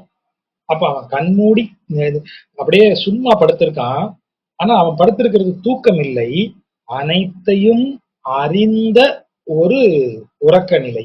அதத்தான் பொய்யுறக்கம், இன்னும் என்ன சொல்றது, ஆஹ் என்னது அறிவுறக்கம், அப்புறம் என்னது, இன்னும் நிறைய பெயர்களால அதை திரும்ப திரும்ப சொல்லிட்டே இருப்பாங்க. என்ன? அப்ப அந்த அறிவுற்றும் பையம் விழுங்கியும் உலகம் மொற்றத்தையும் தனக்குள்ள அடக்கி கொண்டும் மால் வரையை கிளர்ந்து மரிதர கீண்டு எடுத்தான். மரிதர என்றால் இரண்டு பொருள் சொல்றாங்க. ஒன்று மரிதரனா காப்பதற்கு ஒரு பவுண்டரி செட் பண்றதுன்னு அர்த்தம். மலையை கீண்டுனா இப்ப நம்ம ஏற்கனவே சொன்னாலே இப்படி விட்டு அப்படி கைய உள்ள விட்டு தூக்குறது, ஒரு நெம்புகோல் ஆக்ஷனை வச்சுக்கோங்க, அதான் கீண்டு. அதை அப்படியே தூக்கி மேல தூக்கி பிடிச்சான். மால் வரை பெரிய மலை, இந்த இடத்துல மால் என்பது பெரியன்னு பொருள். மால் வரையை பெரிய மலையாகிய கோவர்தனகிரியை கிளர்ந்து அதை கிளப்பி கீண்டு அப்படியே உள்ள கையை விட்டு தூக்கி மரிதர எடுத்தான், அனைத்தையும் காப்பதற்கு எடுத்தான் அப்படின்னு ஒரு பொருள். இன்னொரு பொருள் மரிதரன்னா தலைகீழ ஆக்குனான்னு ஒரு பொருள் சொல்றாங்க. அதாவது மழை பெய்யும் போது கூர்மையான பக்கத்தை மேல வைக்கிறத விட மழை மேல போக்கும்போது கூர்மையா இருக்கும் இல்லையா, தலைகீழ பிடிச்சுக்கிட்டானா.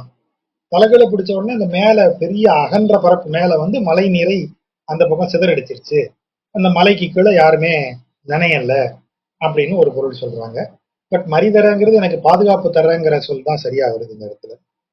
அப்பேற்பட்ட தெய்வத்தினுடைய முடி சூடு துழாய், அப்படிப்பட்ட தெய்வம் அவனது முடியில் சூடி இருக்கிற துளசி இருக்கே, அதை அலைந்து உன் சிறு பசுந்தென்றல், அதை வந்து ஒரு சிறு தென்றல் காற்று அவன் தலைமுடியில் அணிந்திருக்கிற அந்த துளசியின் மேல் பட்டு அதன் வாசனையெல்லாம் உண்டு, அந்த வாசனையெல்லாம் எடுத்துக்கொண்டுன்னு அர்த்தம்.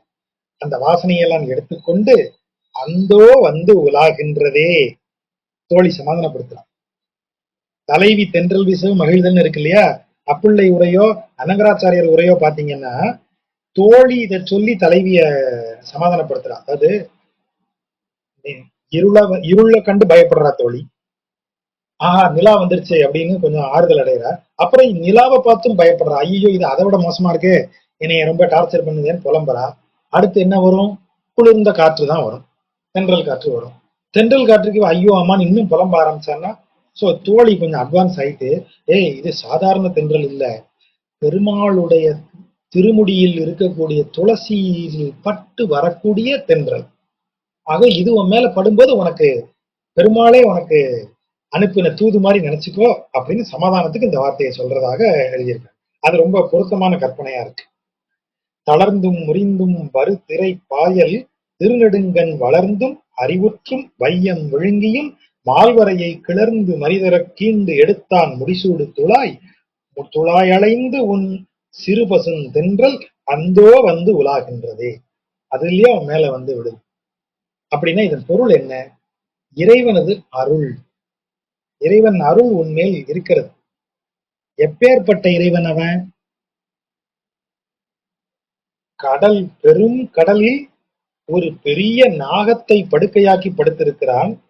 திரை பாயல், கடலில் பாய் விரித்து படுத்திருக்கிறவன், தூங்குவது போல கிடப்பவன், ஆனால் அனைத்தையும் அறிந்தவன், இந்த 7 உலகத்தையும் விழுங்கக்கூடியவன், இந்த உலகில் இருக்கும் உயிர்களை எல்லாம் ஒரு மலையை சாதாரணமா குடை மாறி தூக்கி காப்பாற்றக்கூடியவன், இப்பேற்பட்ட வலிமையான காரியங்கள், எவராலும் முடியாத காரியங்களை செய்யக்கூடியவன், அவன் கூந்தலில் இருக்கிற ஒரு துளசியில் படுற காற்று நம்ம மேல வந்து பட்டாலே போதும், அது இறைவனின் பிரம்மாண்டமும், அந்த இறைவனின் பிரம்மாண்டத்திற்கு முன்பு ஒரு நம்முடைய இடம் எதுங்கிறதையும் சொல்ற இது விஷயம். இது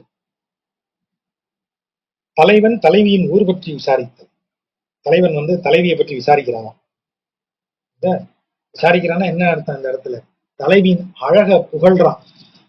இப்ப இந்த சிம்பிளா புகழ்றதா இருந்தா என்ன சொல்லுவோம், நீ என்ன இந்த மண்ணுலக மங்கையா விண்ணுலக நங்கையா அப்படின்னு சிவாஜி கணேசன் நவராத்திரியில கேட்பாரு, கூத்துல வரக்கூடிய இது, நீ இந்த விண்ணுலகை சேர்ந்தவளா இல்ல இந்த மண்ணுலகில் இருப்பவள் தானா, இப்படி அழகா இருக்கியே. அதையே தான் நம்மாழ்வார் வந்து ஒரு டைப்பா தலைவன் வாய்ஸா வைக்கிறார். எப்படி ஆரம்பிக்கிறார் பாருங்க, உலாகின்ற கெண்டை ஒளி அம்பு. கண்ணுன்னு சொல்லல, கண்ணில் கருவிழிகள் இரண்டும் எல்லா திசையிலையும் போயிட்டு வருது. அது கெண்டை மீன்கள் குளத்தில் நீந்துவது போல இருக்கு. அதான் உலாகின்ற கெண்டை. கெண்டை மீன் ஒரு இடத்துல நிக்காது. அது மாதிரி இவ கண்ணினுடைய கருவிழி இப்படி சுழன்று வருது. அவ பார்வை கண்ணினுடைய வெள்ளை நிறமெல்லாம் குளம் போலவும், அதில் கருவிழிகள் அப்படி போயிட்டு வர்றது கெண்டை மீன்கள் உலாவுவதை போலவும் இருக்கு. கண் எப்படிப்பட்ட கண்ணா இருக்கு? ஒளிமிக்க கண்ணா இருக்கு. Bright eyes. அவ்வளவு அழகா இருக்கு. அழகா இருக்கேன்னு நினைச்சா கூர்மையான பார்வை அது. என்னை அப்படி பார்த்தா பாருங்க, அம்பு வந்து தச்ச மாதிரி இருந்தது. உலாகின்ற கெண்டை ஒளி அம்பு. அந்த பார்வை என் உயிரை வந்து தச்சிருச்சு. அம்பு எம் ஆவியை ஊடு உருவ, என் ஆவியை ஊடுருவி போயிருச்சு. குலாகின்ற வெஞ்சிலை. குலாதல் அப்படின்னா வளைத்தல்னு அர்த்தம். இப்ப குலாலர்னு சொல்றோம் இல்லையா? யார சொல்றோம்? பானை செய்யறவங்கள குலாலர்னு சொல்றோம். அதனுடைய பொருள் என்ன? மண்ணை வளைத்து. வளைத்துங்கிறதுக்கு நமக்கு பழைய பேர் வனைதல்னு பேரு. வனைதல் தான் வளைத்தல்னு ஆகுது.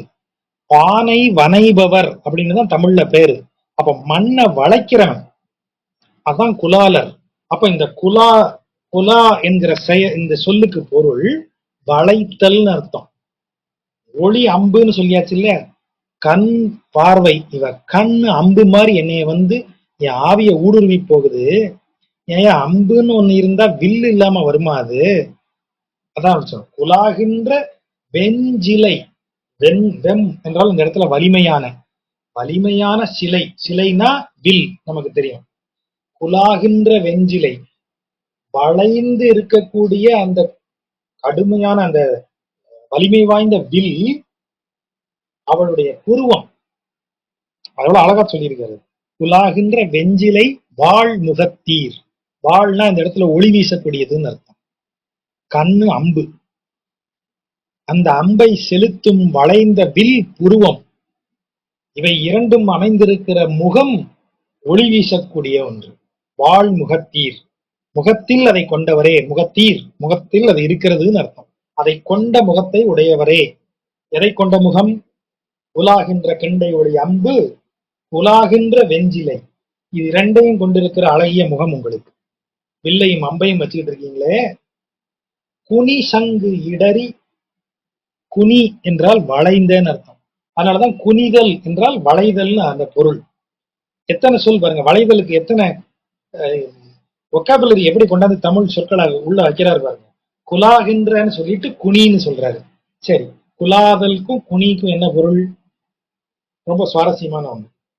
குலாகின்ற வெஞ்சிலை. இப்படி வளைஞ்சு வருது இல்லையா?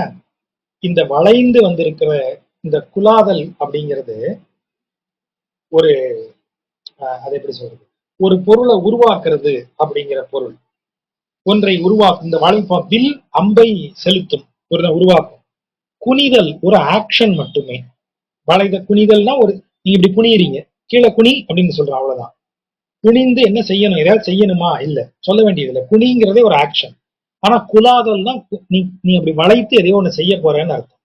அதுக்கப்புறம் ஒண்ணு இருக்கும், ஒரு ஆக்ஷன், அதன் பின்னாடி ஒரு செயல் இருக்கும். அப்ப இங்க குனி சங்கு, வளைந்த சங்கு. சங்கு ஏன் வளைஞ்சிருக்கு? அப்படித்தான் இருக்கும். அதனாலதான் அது குலா சங்கு இல்ல, குனி சங்கு, வளைந்த சங்கு. அப்படித்தான் இருக்கும். வளைந்த சங்கு இடறி, அந்த வளைந்த சங்கை மோதிக்கொண்டு புலாகின்ற. புலா என்றால் புலால் வாசனை, மீன் வாடை. இந்த இடத்துல கடல்ல இருந்து காற்று வருது.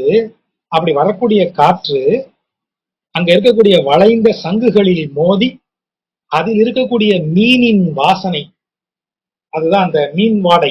அதைத்தான் இங்க புலால் என்ற. புலாகின்ற வேலை புனரி. புனரினா கடல், வேலைனா அலை, அலை கடல். சங்கில் மோதி புலால் நாற்றத்துடன் அலைகளை வீசும் கடல்.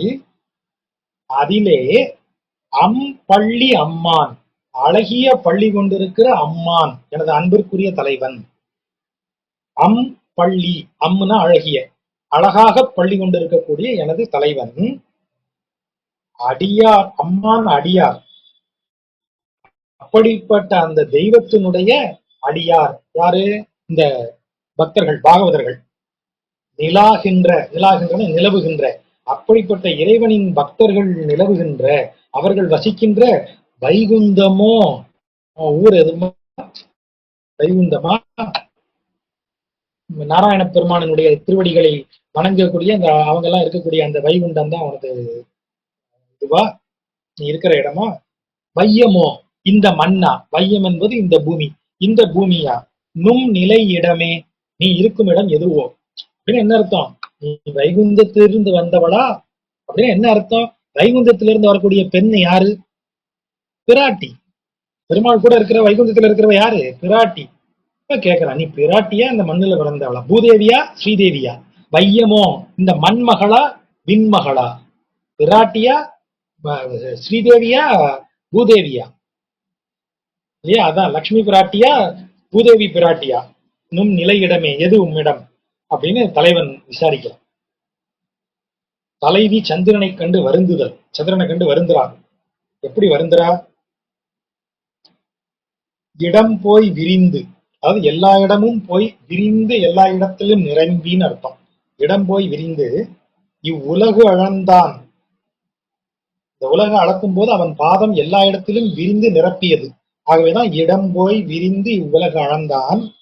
எழில் ஆர் தன் துழாய் வடம், போது வடம், போதுன்னா மலர், மொட்டு அவிழக்கூடிய மலர். வடம் என்றால் வட்டமா இருக்கிறது மாலை, பின் ஒன்னோடு ஒன்று பின்னி செய்யப்பட்டது, அதான் வடம். அப்ப மாலை, பூக்கள் ஒன்றோடு ஒன்று பின்னி செய்யப்பட்ட மாலை. அதுவும் எப்படிப்பட்ட பூ? போது வடம். அப்போதுதான் பூக்கிற பூக்களை செய்தது, அப்ப வாசனை கமகமன்னு இருக்கும். அப்படிப்பட்ட மலர் மாலை, அதோடு சேர்த்து சூட்டப்பட்டிருக்கிற எழிலார் தன் துழாய், குளிர்ந்த துளசி. இணையும், இணையும் என்றால் வருந்தும், ரெண்டு சுழினை அப்படின்னா என்ன அர்த்தம்? அதை தேடி வருந்தும், அது எனக்கு வேணுமே நான் வருந்துறேன். அந்த அவனுடைய அழகிய மாலை அணிந்த அந்த துளசி மாலையை தேடி எனது மனம் வருந்துகிறது. மட நெஞ்சமே, வியன் தாமரையின் தடம் போது ஒடுங்க மெல் ஆம்பல் அலர்விக்கும் வெண் திங்களே. அதாவது சந்திரனை எப்படி சொல்றா? குத்தம் சொல்றா, சந்திரனை குத்தம் சொல்றா. அதுதான் இப்போ நீங்க பேசும்போது ஒரு வார்த்தை சொன்னீங்க இல்லையா, அந்த பேர் என்ன, டக்குனு ஞாபகம் வர மாட்டேங்குது. சந்திரோபலம்பம், சந்திரோ உபாலம்பம், சந்திர உபோலம்பம் அப்படின்னு சொல்லக்கூடியது. அதான் உபாலம்பம் அப்படின்னு சேர்ந்து வருது, சந்திரோபலம்பம் அப்படின்னு வரும். அப்படின்னா உபாலம்பம் அப்படின்னு சொன்னா அதுக்கு என்ன பொருள் அப்படின்னா, அப்யூஸ்ன்னு ஒரு பொருள் இருக்கு. ரிப்ரோச், அப்யூஸ், சந்திரனை திட்டுதல்னு அர்த்தம். இந்த பாட்டு சந்திரனை திட்டுற பாட்டு, அதான் சந்திரோபலம்பம்னு அந்த சான்ஸ்கிரிட் வாட அங்க உரையாசிரியர் போடுறாரு. எப்படி திட்டுற சந்திரனை? வியன் தாமரை, நன்கு விரிந்திருக்கிற அழகிய தாமரை, அதன் போது தடம், அதனுடைய போதுனா இதழ், தடம் விரிந்த இதழ், பெரிய தாமரையின் விரிந்த இதழ் ஒடுங்கும்படியாக செய்து, வியன் தாமரையின் தடம் போது ஒடுங்க. சரி, அழகா இருந்த தாமரை, விரிஞ்சிருந்த தாமரை இதழ்கள்லாம் ஒடுங்கும்படி செஞ்சுட்டேன். சந்திரன் நீ வந்து பதிலுக்கு என்ன செஞ்ச? வலிமை இல்லாத மெல் ஆம்பல், மெல் ஆம்பலை மலர்விக்கிறாய், மென் ஆம்பல் அலர்விக்கும் வெண் திங்களே. அப்ப என்ன அர்த்தம்? தாமரை நம்ம மரபுல எப்போதுமே ஞானத்தின் குறியீடு. சகசிராதரம்னு சொல்லும் போது அது சகசிர தாமரை, 1000 இதழ் கொண்ட தாமரையாகத்தான் நமது உயர்ந்த ஞானம் உருவகப்படுத்தப்பட்டிருக்கிறது. ஆகவேதான் இறைவன் தாமரை மலர் மேல் நிற்கக்கூடியவன். மகாலட்சுமி எதில் அமர்ந்திருக்கிறாள்? தாமரை மீது அமர்ந்திருக்கிறாள். அறிவே செல்வம், தாமரையின் மீது ஞானமே செல்வம், தாமரையின் மீது அவள் அமர்ந்திருக்கிறாள். சரஸ்வதி தேவி வெண் தாமரை மீது அமர்ந்திருக்கிறாள். தூய ஞானத்தை குறிக்கக்கூடியது. அப்ப தாமரை ஞானத்தின் குறியீடு நம்ம மரபுல. இப்ப சந்திரன் வந்து என்ன செய்யறான், தாமரைய க்ளோஸ் பண்ணு, மெல் ஆம்பல் மலர. அப்ப மெல் ஆம்பல் என்ன, இது மாதிரியே இருக்கக்கூடியதுதான் அதுவும். சூரியன் மாதிரி, சாரி, தாமரை மாதிரியே இருக்கக்கூடியதுதான் அதுவும். ஆனா அது ராத்திரி தான் மலரும். தாமரை அளவுக்கு பெருசாலாம் இருக்காது. தாமரை போல நிறைய இதழ்கள்லாம் வச்சிருக்காது. அப்ப அது என்ன, சிற்றின்பம். தாமரை வியன் தாமரை போது ஒடுங்க. அப்பேற்பட்ட விரிந்த தாமரையின் மலர்ந்த இதழ்கள் எல்லாம் பேரின்பத்தை குறித்தால், மெல் ஆம்பல் கொஞ்சமா இதழ வச்சுக்கிட்டு ஒன்னு ரெண்டு வச்சுக்கிட்டு மெல்லிசா இருக்கக்கூடிய சூரியனை போல ஒரு பெருந்தலைவனை தாங்க முடியாத, சூரியன் இருந்து கடன் வாங்கின சந்திரன் மாதிரி இத்தினூண்டு ஆளுக்கு மட்டும் தெக்க பெக்கன்னு இருக்கக்கூடிய இந்த ஆம்பல் உலக இன்பங்களை குறிக்கக்கூடியது. அப்ப சந்திரன் வந்து என்ன செய்யறான், இந்த இடத்துல உலக இன்பங்களை நமக்கு இன்க்ரீஸ் பண்ணி விடுறான். நீ கடவுளை வணங்கினதெல்லாம் போதும்பா, கொஞ்சம் உட்காரு, வா கொஞ்சம் ரொமான்டிக் மூடுக்கு போவோம், கொஞ்சம் ஜாலியா இருப்போம் அப்படின்னு கூப்பிடுறான். இயன் தாமரையின் தடம்போது ஒடுங்க மெல்லாம்பல் மலர்விக்கும் அலர்விக்கும் வெண் திங்களே நங்கள் வெள்வளைக்கே விடம்போல் விரிதல் இது வியப்பே. இதுல என்ன வியப்பு? அப்ப நீ வந்த பிறகு நாங்கள் அணிந்திருக்கிற வெள்ளை வளையல் விடம்போல் என்றால் விஷம் ஏறி அழிவது போல என் கையில இருந்து கலந்து விழுந்துருதுங்கிறது தான் விடம் ஏறி அழிவதுங்கிறான். விஷம் ஏறிடுச்சுன்னா நீங்க ஒண்ணுமே பண்ண முடியாது. ஆகவே இந்த இடத்துல அவ என்ன சொல்றா, விடம் ஏறி அழிவது போல இந்த என் வளையலை கழட்டி போட்டேன். அதாவது நீ வந்து எனக்கு அப்படி ஒரு துன்பத்தை கொடுத்துட்ட. அதுல என்ன வியப்பு இருக்கு? நீ உன் வேலையே துன்பத்தை கொடுக்கறது தானே. இறைவனின் இன்பத்தை மறுத்து உலக இன்பத்தை கொடுத்து ஆம்பல் மலர்களை மலைவிக்கக்கூடிய அந்த செயலை செய்த நீ வந்து எனக்கு ஒரு துன்பத்தை கொடுக்குற. நீ துன்பத்தை கொடுக்கறதுல என்ன வியப்பு இருக்க போகுது, உன் வேலையா தானே அப்படின்னு இந்த இடத்துல சொல்லக்கூடியது. இத அங்க சொல்லக்கூடிய ஆச்சாரியன் தான் இந்த நிலவுன்னு இங்க எடுக்கக்கூடாது. இந்த பாட்டுல இப்படி பொருள், அந்த பாட்டுல அப்படி பொருள், அதுக்கு மேட்சா இருக்கு. இப்ப அடுத்த பாட்டுல இன்னும் வேற வந்து சேரும் பாருங்க. திங்களம் பிள்ளை புலம்ப தன் செங்கோல் அரசு பட்ட செங்களம் பற்றி நின்று எழுகு புன் மாலை. மாலை பொழுது ஒரு பெண். அவ எப்படிப்பட்ட பெண்?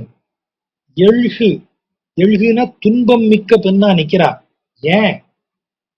தன் செங்கோல் அரசு பட்ட செங்களம் பற்றி நின்று ஆட்சி செலுத்தி நடத்தி வந்த தன்னுடைய அரசன் போர்க்களத்தில் ரத்தம் சிதற கிடந்து செத்து கிடக்கிறான். செங்களம் பட்ட, பட்டனா வீழ்ந்த. யார் வீழ்ந்தா? செங்கோல் அரசு. அது வரைக்கும் ஆண்டுகிட்டு இருந்த அரசு வீழ்ந்துட்டான். எங்க? செங்களம், சிவந்த நிறத்தில் இருக்கிற போர்க்களம், ரத்தத்தால் சிவந்த போர்க்களத்துல வீழ்ந்து கிடக்கிறான். அங்கே நின்று எழுகும் மாலை பெண். அங்க நின்று அந்த மாலை பெண் அலறா. அவ மட்டுமா அலறா? கூடயே அவ பிள்ளை வேற இருக்கான். திங்களம் பிள்ளை புலம்ப. சின்ன பிள்ளை பாவம், இளஞ்சந்திரன், அவனும் வேற புலம்புறானா. யார் அந்த தலைவன்? பகல் முழுவதும் தனது ஒளிக்கதிர்களால் இந்த உலகை ஆண்ட அந்த ஒளிக்கதிர்கள் தான் செங்கோல். அதால் இந்த உலகை ஆண்ட சூரியன் மறைகிறான். சூரியன் மறையும் போது இருக்கக்கூடிய அந்த சிவந்த சூழல போர்க்களத்தில் அவன் பட்ட காட்சின்னு சொல்றாரு. அவன் மறைவதை பார்த்து மாலை புலம்புகிறாளாம். புன் மாலை, துன்பம் மிக்க மாலை. தென்பால் இலங்கை வெண்கலம் செய்த நம் விண்ணோர் பிரானார். தெற்கு பகுதியில் இருக்கக்கூடிய இலங்கையில் வெண்கலம் கடும் போர் செய்த நம் விண்ணோர் பிரானார், விண்ணவர்களுக்கெல்லாம் தலைவரானவர், துளாய் துணையாக, துணையாக கொண்டன்னு அர்த்தம். நான் யாரு? தெற்கு பகுதியில இலங்கைய ஒண்ணும் இல்லாம அடிச்சு நொறுக்குன தேவர்களின் தலைவனாக விளங்கக்கூடிய அவனது துளாயை துணையாக கொண்ட என்னையவே நங்களை மாமை கொள்வான் வந்து தோன்றி நலிகின்றதே. நலிதல் என்றால் துன்பப்படுத்துதல் அர்த்தம். அந்த இடத்துல நான் யாரு, எப்பேற்பட்ட ஆளு? இந்த மாலை நேரத்துல சூரியன் செத்துட்டானேன்னு புலம்பிட்டு இருக்கா மாலை பெண். அவளும் இப்ப போயிருவா. அப்ப இந்த திங்களம் பிள்ளை அவ வந்து சூரியன் நினைச்சு புலம்பிட்டு இருக்கா. இப்ப இன்னும் கொஞ்ச நேரத்துல இந்த மாலை அப்படிப்பட்ட இந்த தனது கணவனை இழந்த மாலை ஆகன பொழுது இரவாக மாறி என்னையும் வந்து டார்ச்சர் பண்ண வருது. அதாவது அவளுக்கு புருஷன் போயிட்டானா, அப்ப நீ மட்டும் எப்படி தலைவனோட இருக்கலாம், உன்னை நான் துன்பப்படுத்தேன்னு அது வருதான். நங்களை நம்மை மாமை கொள்வான், நமது உடலின் நிறத்தை அப்படியே மாற்றிடணும்னு சொல்லி வந்து தோன்றி நலிகின்றது, உபத்திரவிக்கிறது. யாரை? என்கிட்டயே இந்த வேலையை காட்டுது. நான் யாரு? தென்பால் இலங்கை வெண்கலம் செய்து நம் பின்னோர் பிரான் துளாய் துணையாக கொண்டவள். எங்கிட்டே வந்து அப்படி செய்யுதே. அப்ப உன்னை நான் துணையாக கொண்டு என்ன பிரயோஜனம்? என்னை இந்த இருள்ல இருந்து காப்பாற்ற மாட்டியா அப்படின்னு கேட்கறது. தலைவனுடைய ஆற்றல் அதை நினைச்சு பார்க்கிறேன். எப்பேற்பட்ட வீரன் என் விஷயத்துல இப்படி இருக்கானே அப்படி ஃபீல் பண்றேன். நலியும் நரகனை, நலியும் என்றால் துன்பம் ஏற்படுத்தும் நரகன். நரகன் யாரு? நரகாசுரன். வீட்டிற்றும், அவனை வீழ்த்தியும் அப்படின்னு அர்த்தம். துன்பம் தரக்கூடிய நரகாசுரனை வீழ்த்தியும், வாணன் திந்தோள் துணித்த வலியும் பெருமையும். வாணன் யாரு? பானாசுரன். அதான் வாணன்னு வருது. சொன்னாலே வா ஆயிரம். பானாசுரன் அவனுடைய தின்தோள், 1000 தோள் உடையவன். அவனை வந்து கிருஷ்ணாவதாரத்தின் போது என்ன செய்கிறார்? 2 கையை மட்டும் விட்டுட்டு மீதி இருக்கிற 998 வெட்டி வீழ்த்திட்டார். அப்படிப்பட்ட வலிமையும் பெருமையும் கொண்டவன். அவனுடைய பெருமையையும் வலிமையையும் யாம் சொல்லும் நீர்த்து அல்ல, அதை சொல்லக்கூடிய அந்த புகழை சொல்லக்கூடிய திறம் எனக்கு கிடையாது. மைவரை போல் பொலியும் உருவில் பிரானார். மை கருமை நிறமான வரை மலை, கரிய மலை போல பொலியக்கூடிய எனது பிரானார் புனை பூந்துளாய் மலருக்கே. அவன் புனையும் பூந்துளாய் மலருக்கே, அவன் அணியும் பூந்துளாய் மலருக்கே மெலியும் மடநெஞ்சினார். அதை எண்ணி எண்ணி வருந்தி ஏங்கி மெலிந்து போகக்கூடிய மடநெஞ்சினார் நான். எனக்கு இவனுடைய இவ்வளவு பெருமையும் வலிமையும், மேல சொல்றையா, தோல் துணித்த வலிமையும் பெருமையும் தந்து போயின வேதனையே. அவனுக்கு பெருமை தரக்கூடிய வலிமை இருக்கு, அவனுக்கு பெருமை தரக்கூடிய செயல், வீர செயல்கள் எல்லாம் இருக்கு. இவ்வளவு வீர செயல் அவனுக்கு பெருமை கொடுத்திருக்கே, அவனை எண்ணி ஏங்கும் தலைவியாகிய என்னைய வந்து பார்க்க வேண்டாமா அவன்? அப்ப இவன் பெருமையெல்லாம் எனக்கு வேதனையா இல்ல இருக்கு. உங்க வீட்டுக்காரன் அப்படி செஞ்சுட்டானாமா, உங்க வீட்டுக்காரன் இப்படி செஞ்சுட்டானாமா, உங்க வீட்டுக்காரர் அப்படி அவார்டு வாங்கிட்டாராமா அப்படின்னு எல்லாம் சொல்லிக்கிட்டே இருங்க. வீட்டுக்காரன் எங்கிட்ட வந்து சொல்ல வேண்டாமா? என்னைய வந்து பார்க்க வேண்டாமா? எங்கிட்ட வந்து அதை பகிர்ந்து கொள்ள வேண்டாமா? அவன் எங்கேயோ கடந்து அவார்டு வாங்குவான், எங்கேயோ கடந்து புகழ் எல்லாம் சம்பாதிப்பான், நான் இங்கே கடந்து அவனுக்கு ஏங்கிட்டு இருக்கேன். அப்ப அவனை குறித்து வரக்கூடிய ஒவ்வொரு புகழும், அவனை பற்றிய ஒவ்வொரு பெருமையும் எனக்கு மகிழ்ச்சியை தருவதோடு கூடயே அதை விட டபுள் மடங்கு வேதனையும் தருது. வலியும் பெருமையும் தந்து போயின வேதனையே யாம் சொல்லும் ஈர்த்து அல்ல. கொண்டு கூட்டி பாருங்க, புலம்பல் ஆயிரும் இந்த பாட்டு. அவன் வலிமையும் பெருமையும் எனக்கு வேதனை தந்து போகிறது, யாம் சொல்லும் நீர்த்து அல்ல, எனக்கு அதை சொல்லி புரிய வைக்க முடியாது, என்னால் அதை சொல்லவே முடியாது, அவ்வளவு வேதனை எனக்கு இருக்கு. இவ்வளவு அருமையான பாட்டு. இப்படி பார்த்து ஏ பிளஸ் பினாலும் பி பிளஸ் ஏனாலும் வேற வேற மீனிங் வந்துருது. நமக்கு A plus B equal to சின்னா B plus A is equal to also C தான். ஆனா நம்மாழ்வார் வேற ஒரு வேலையை பண்ணி வைக்கிறாரு. ஏ பிளஸ் பி சிங்கிறாரு, C plus B plus A D அப்படின்னுறாரு. அவ்வளவு அருமையான நுட்பம். வலியும் பெருமையும் யாம் சொல்லும் நீர்த்து அல்ல. அது பெருமாள் பெருமையெல்லாம் நான் சொல்ல முடியுமாப்பா? அப்படி பக்தனுடைய வார்த்தையா வந்துடும். இங்க வரும்போது அப்படியே மாத்திடுவோம். வலியும் பெருமையும் தந்து போயின வேதனையே யாம் சொல்லும் நீர்த்து அல்ல, அப்படியே ஒரு ரிவர்ஸ் அடிச்சிருவாரு. அதுதான் அவர் இருக்கிற அந்த பியூட்டி. வேதனை, வேதனைன்னு நமக்கு வேதனைங்கிற சொல்லாவே வந்திருக்கும். வேதமாகிய அவனை, அதான் வேதனை. வெண்புரி நூலனை, யக்ஞோபவீதம் எல்லா தெய்வங்களும் அணியக்கூடியது. பிள்ளையார் எல்லாம் பாத்தீங்கன்னா பூணல் அணிய சோம்பல், பாம்பு எடுத்து போட்டிருப்பாரு பூணலா, அதான் நாக யக்ஞோபவீதாரணன்னு அவருக்கு பேரு. சோ யக்ஞோபவீதம் அணிவது எல்லா தெய்வங்களுக்கும் இருக்கிற மரபு. அப்படி வெண்மையான நூல், புரி நூல், புரினா ஒன்றோடு ஒன்று முடிச்சு போட்ட வெண்புரி நூல், வெண்மை நிறமாக முடிச்சிடப்பட்ட பூணூல் அணிந்தவனை, விண்ணோர் பரவ நின்ற நாதனை, நாதன் என்றால் தலைவன் அர்த்தம். விண்ணோர் பரவ, விண்ணோர்களெல்லாம் பணிந்து வணங்கும்படியாக நின்ற தலைவனை, ஞாலம் விழுங்கும் அநாதனை. நாதன்னா தலைவன், அநாதன் அப்படின்னா தலைவன் இல்லாதவன் அர்த்தம். இவன் எல்லாருக்கும் தலைவன். இப்ப இவனுக்கு தலைவன் யாரு? அவனுக்கு தலைவனே கிடையாதுயா, அவன்தான் தலைவன். அதனாலதான் அநாதன். எனக்கு அவன் நாதன், அவனுக்கு தலைவனே கிடையாது. அவன்தான் எல்லாம், அவன்தான் டாப். அதனாலதான் அநாதன் அப்படிங்கிற வார்த்தை வருது. நாத, அநாத. நாதன்னு சொன்னா பிறப்பு எடுக்கிற பிறப்பு. அநாத அப்படின்னு சொன்னா பிறப்பு தெரியாதன்னு அர்த்தம். அதனாலதான் அநாதைங்கிற சொல் அதுல இருந்துதான் வருது. அநாத, அவனுக்கு தலைவன் கிடையாது, அப்பன்னு ஒருத்தன் கிடையாது, தெரியாது, அதான் விஷயம். ஆகதான் அநாத அப்படிங்கிற பொருள் இங்க வரக்கூடியது. அநாதன் அப்படின்னா இறைவன் யாரு? அவனுக்கு மேல ஒருத்தன் இல்லாதவன், பிறப்பு இல்லாதவன், அவனுக்கு மேல அவனை பிறப்பிக்கும் ஒருவன் இல்லாதவன். ஆகவேதான் அவன் என்ன சொல்றார்? விண்ணோர்களை அவன் தான் பிறப்பிக்கிறான். ஆகவேதான் விண்ணோர் பரவன் என்ற நாதன். விண்ணோர்களுக்கு அவன் தான் மூத்தவன். அப்ப அவனுக்கு மூத்தவன் யாரும் இல்லை. ஆகவேதான் ஞாலம் விழுங்கும் அநாதன். இந்த உலகம் எல்லாத்தையும் அவனே விழுங்கக்கூடிய, எவரும் தலைவன் என இல்லாதவன். ஞாலம் தத்தும் பாதனை. தத்தும் என்றால் இந்த இடத்துல அளக்கும் அர்த்தம். இந்த உலகை அளக்கும் பாதம் கொண்டவனை. பார்க்கடல் பாம்பனை மேல் பள்ளி கொண்டருளும் சீதனை. சீதன் என்றால் குளிர்ந்தவன் பொருள். பார்க்கடலில் பள்ளி கொண்டு குளிர்ந்தவனாக விளங்கும் சீதனையே தொழுவார். அப்படிப்பட்ட அவனை வழங்குபவர்கள் விண் உலாரிலும் சீரியரே. வானில் இருக்கக்கூடியவர்கள் யாரு? நம்ம பேர் என்ன, நித்தியசூரிகள். நித்தியசூரிகளை விட ரொம்ப உயர்ந்தவர்கள் தான் சீரியரே. அப்படின்னா உயர்ந்தவர்கள்ங்கிற பொருள் இல்ல, அவங்கள விட கமிட்டடா இருக்கிறவங்க தான் அவனை வணங்குறவங்க.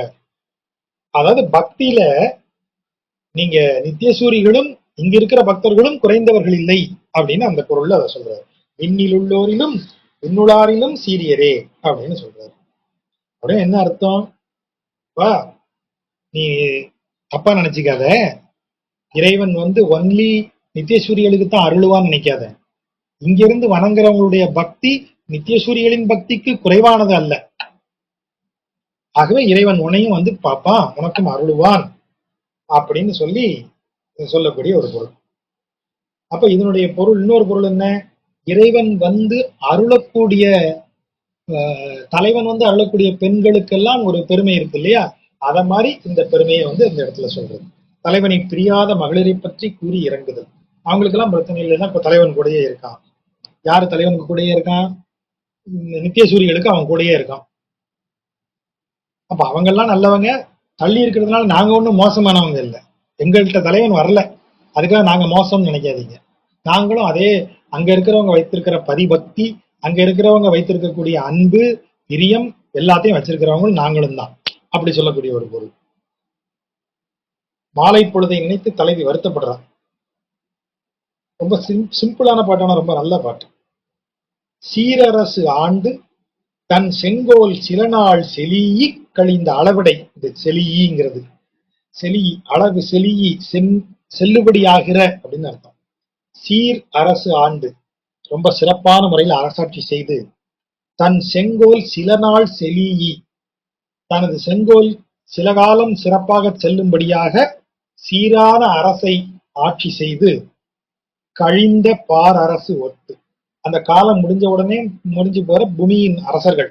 பூமியில எவ்வளவோ சிறப்பான அரசர்கள் இருந்தாங்க. அசோகர் மிகச் சிறந்த மன்னர், ராஜராஜ சோழன் மிகச் சிறப்பான மன்னன், ராஜேந்திர சோழன் பெரிய மன்னன், கரிகால் சோழன் பெருவளத்தான் சோழவள நாட்டை சோறுடைத்து ஆக்கியவன், பாண்டியன் நெடுஞ்சேரலாதன் இமயத்தை வென்றவன், இமயவரம்பன் பாண்டியன் நெடுஞ்சேரலாதன் இமயம் வரை சென்று வென்றவன், சேரன் செங்குட்டுவன் கனக விஜயரின் முடித்தலை நெறித்து இமயத்திலிருந்து கல் கொணர்ந்து கண்ணகிக்கு கோட்டமெடுத்து, எல்லாம் சரியா. அவ்வளவு பிரமாதமாக இந்த உலகை, இந்த மண்ணை ஆண்டவர்கள் எல்லாமே என்ன ஆயிருக்காங்க? அதான் சொல்றேன். சில நாள் செங்கோல் செலியி சீரரசு ஆண்டு கழிந்த பாரரசு. அது முடிஞ்சிடும், கொஞ்ச நாள்ல அந்த அரசெல்லாம் முடிஞ்சிடும். அப்படி முடிஞ்சது மாதிரி மறைந்தது ஞாயிறு. ஞாயிறு தான் ஞாயிறுன்னு வருது மீட்டருக்காக. அப்படி பகல் பொழுது முழுவதும் இந்த பூமியின் அரசர்கள் கொஞ்ச நாளைக்கு நல்லபடியா அரசாண்டுட்டு போறாங்க இல்லையா? அத மாதிரி ஞாயிறு பகல் முழுவதும், சூரியன் பகல் முழுவதும் வேலை செய்துட்டு போயிருச்சு. பாரளந்த பேரரசே, இந்த உலகத்தை அளந்த பெருந்தெய்வமே, எம் விசும்பு அரசே, இந்த வானுக்கு அரசே, எம்மை நீத்து வஞ்சித்த ஓர் அரசே. நீத்து அப்படின்னா என்னை ஒதுக்கி வச்சு, என்னை தனியா விட்ட, என்னை தனியா விட்டு வஞ்சிச்சுட்டு இல்ல அப்படி. ஆனால் நீ தான் எனக்கு அரசன், வேற யாரும் கிடையாது. வார்த்தை கவனிங்க, ஓர் அரசே. ஓர்ங்கிறது ஒன் அண்ட் ஒன்லின்னு அர்த்தம். என்னை வஞ்சித்தாலும் என்னை ஒதுக்கி வைத்தாலும் எனக்கு ஒரே ஒரு தலைவன் நீதான். அதுதான் பக்தனுக்குரிய லட்சணம். எம்மை நீத்து வஞ்சித்த ஓர் அரசே, இருளாய் வந்து உருகின்றதே, அஞ்ஞானம் என்னை வந்து சொல்கிறதே, அருளாய் எனக்கு அருள மாட்டாயா அப்படின்னு கேட்கிறது. ரொம்ப அருமையான நல்ல பாவம் நிறைந்த பாடல்கள். கொஞ்சம் கூடுதலாவே சொல்லிட்டேன்னு நினைக்கிறேன். பொறுமையாக கேட்ட நண்பர்களுக்கு நன்றி.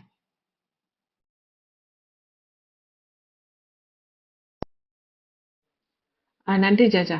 ரொம்ப சிறப்பா இருந்தது. ஒரு ஒரு பத்தும் வந்து ஒன்னொன்னு இன்னும் வெஞ்சுற மாதிரி இருக்கு. அப்படியே போயிட்டே இருக்கு. இந்த மாதிரி ஒரு உருகி உருகி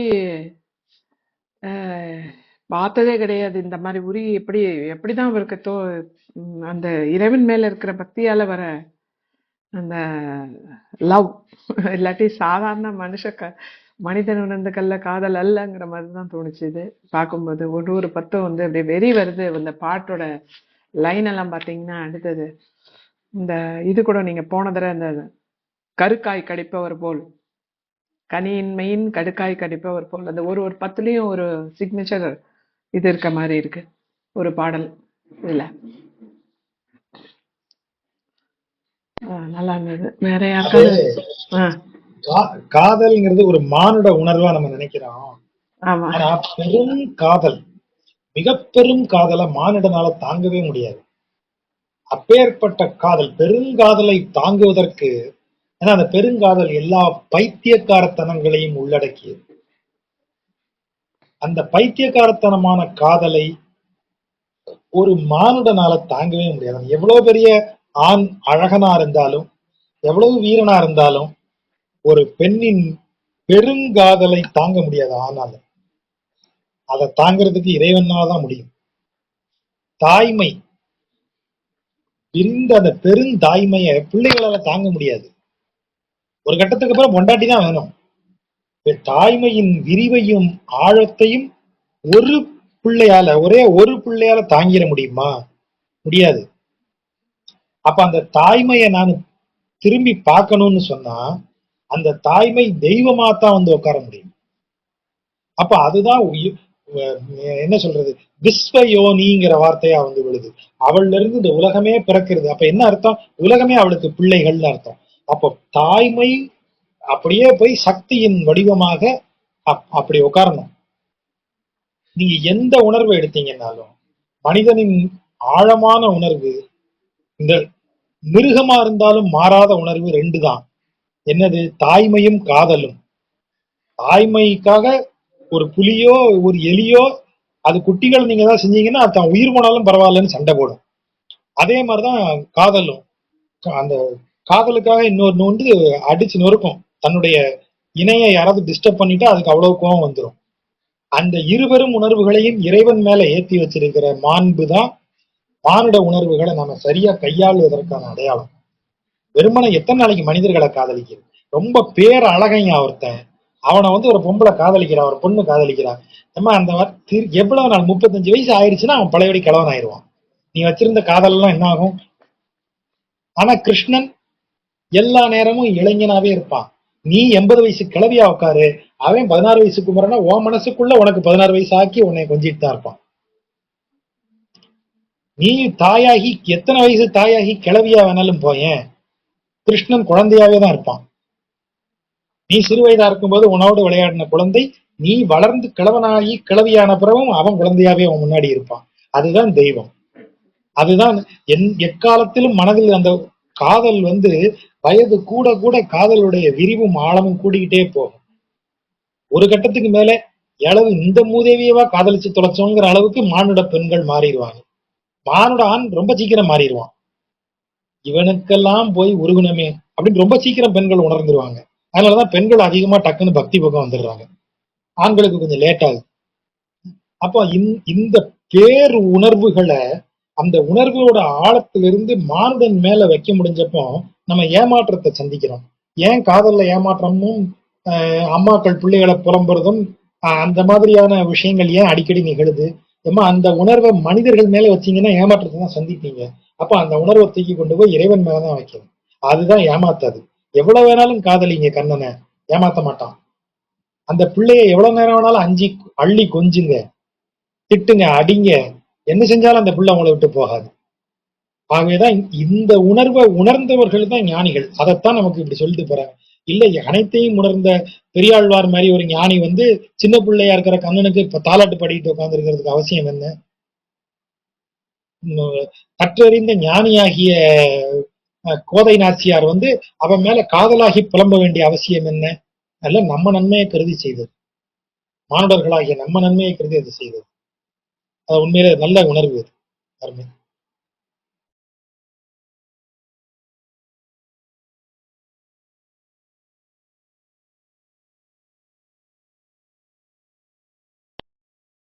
பிரேமதா மேம் வந்திருக்காங்க.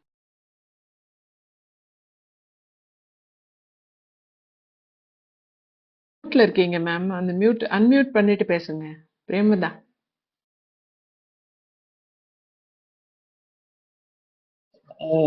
அதான் இந்த பத்து ரொம்பவே அது என்ன சொல்றது, இந்த வெறி மாதிரி ஒரு காதல் இதை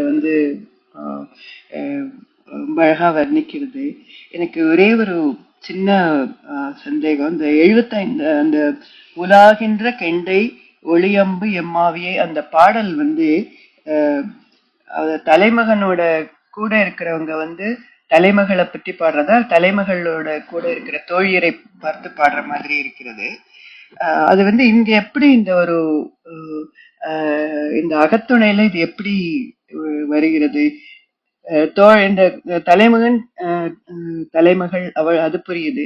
அப்ப இந்த தோழனும் அந்த தோழிகளும் அவங்க ரெண்டு பேரும் உணர்வுகள் இருக்கிற மாதிரி தெரிகிறது. அது அப்படியா? இல்ல தலைமகன் தலைமகனே சொல்ற மாதிரியா? அதை தலைவன் கூட்டுறான். தலைவன் தான் அதை சொல்றான். தலைவன் சொல்றதுனால தலைவன் தனக்கு இணையாக தலைவியை எப்போதும் சொல்லுவான். அதனாலதான் இங்க அந்த வார்த்தையை கேட்கிறான். நீ நிலமடந்தையா, நீ இந்த பூமியில வையத்தில் உள்ளவளா வானில் உள்ளவளான்னு ஏன் கேட்கிறான்? வானில் உள்ளவள் லக்ஷ்மி தேவி, இன்னொருத்தி பூமி தேவி, பூதேவி ஸ்ரீதேவி. நீ ஸ்ரீதேவியா பூதேவியான்னு கேட்கும் போதே அவன் அவளை உயர்த்தி சொல்றது தெரியுது. இங்க அப்படின்னா என்ன அர்த்தம்? அந்த இடம் அவனுக்கு உண்டு. நித்தியசூரிகளில் ஒரு இடம் உண்டு, உன்னை நான் காப்பாத்துவேங்கிற அர்த்தத்துல அந்த பொருள் வருது. தலைவனே சொல்ற மாதிரி இருக்கிற பொருள் தான் தலைவன் கூற்று. ஓகே, தலைமகனை சார்ந்தாருங்கிறது இல்ல இல்லையா? இல்ல இல்ல, சில இடத்துல அவன் தலைமகன் தனது நண்பர்கள் தனது தோழர்களிடத்தில் சொல்வதுன்னு இருக்கலாம், அவ்வளவுதான். வேற யாரையும் பார்த்து சொல்றது இல்லை. தலைவனே டைரக்டா சொல்றது, வேற யாரும் சொல்றது இல்லை. ஓகே, நன்றி ஜாஜா, நன்றி ஜாஜா.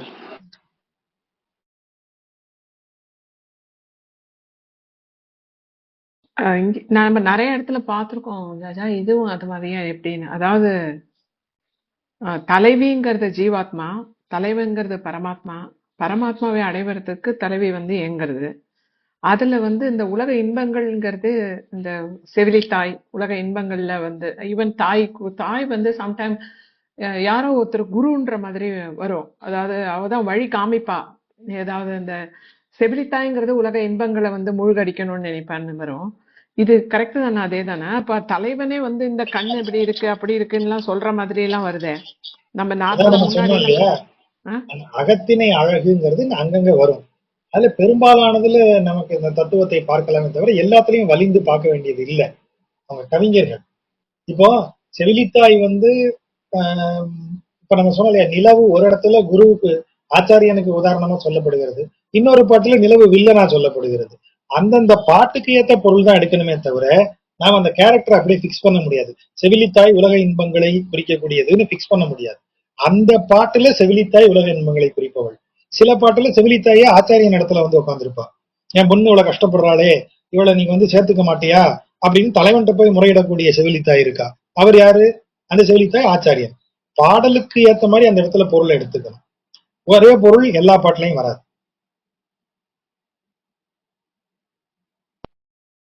நன்றி ஜெயஜா. வேற கேள்விகள் இருக்கா? நன்றி ஜெயா.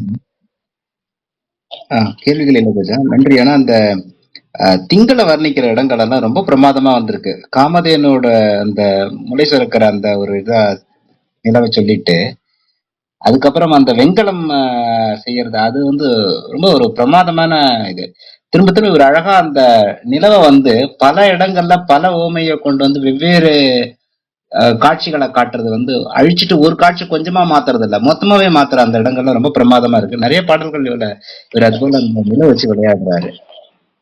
அது தற்குறிப்பேற்ற அணின்னு சொல்றது, அதை ஒவ்வொரு பாட்டுலயும் ஒவ்வொரு விதமா கையாண்டிருக்காரு. நீங்க சொன்னது ரொம்ப சரி. ஒரு பாட்டுல வில்லன், ஒரு பாட்டுல ஹீரோ, ஒரு பாட்டுல ஒன்னும் தெரியாம புலம்பக்கூடிய இளம் பிள்ளை, இப்படி விதவிதமா நிலவை வந்து கொண்டாந்து எல்லா இடத்துலயும் வச்சு மேட்ச் ஆகிற மாதிரி மிக்ஸ் பண்ணியிருக்காரு.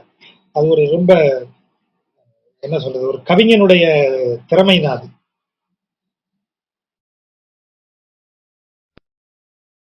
நன்றி சாச்சா.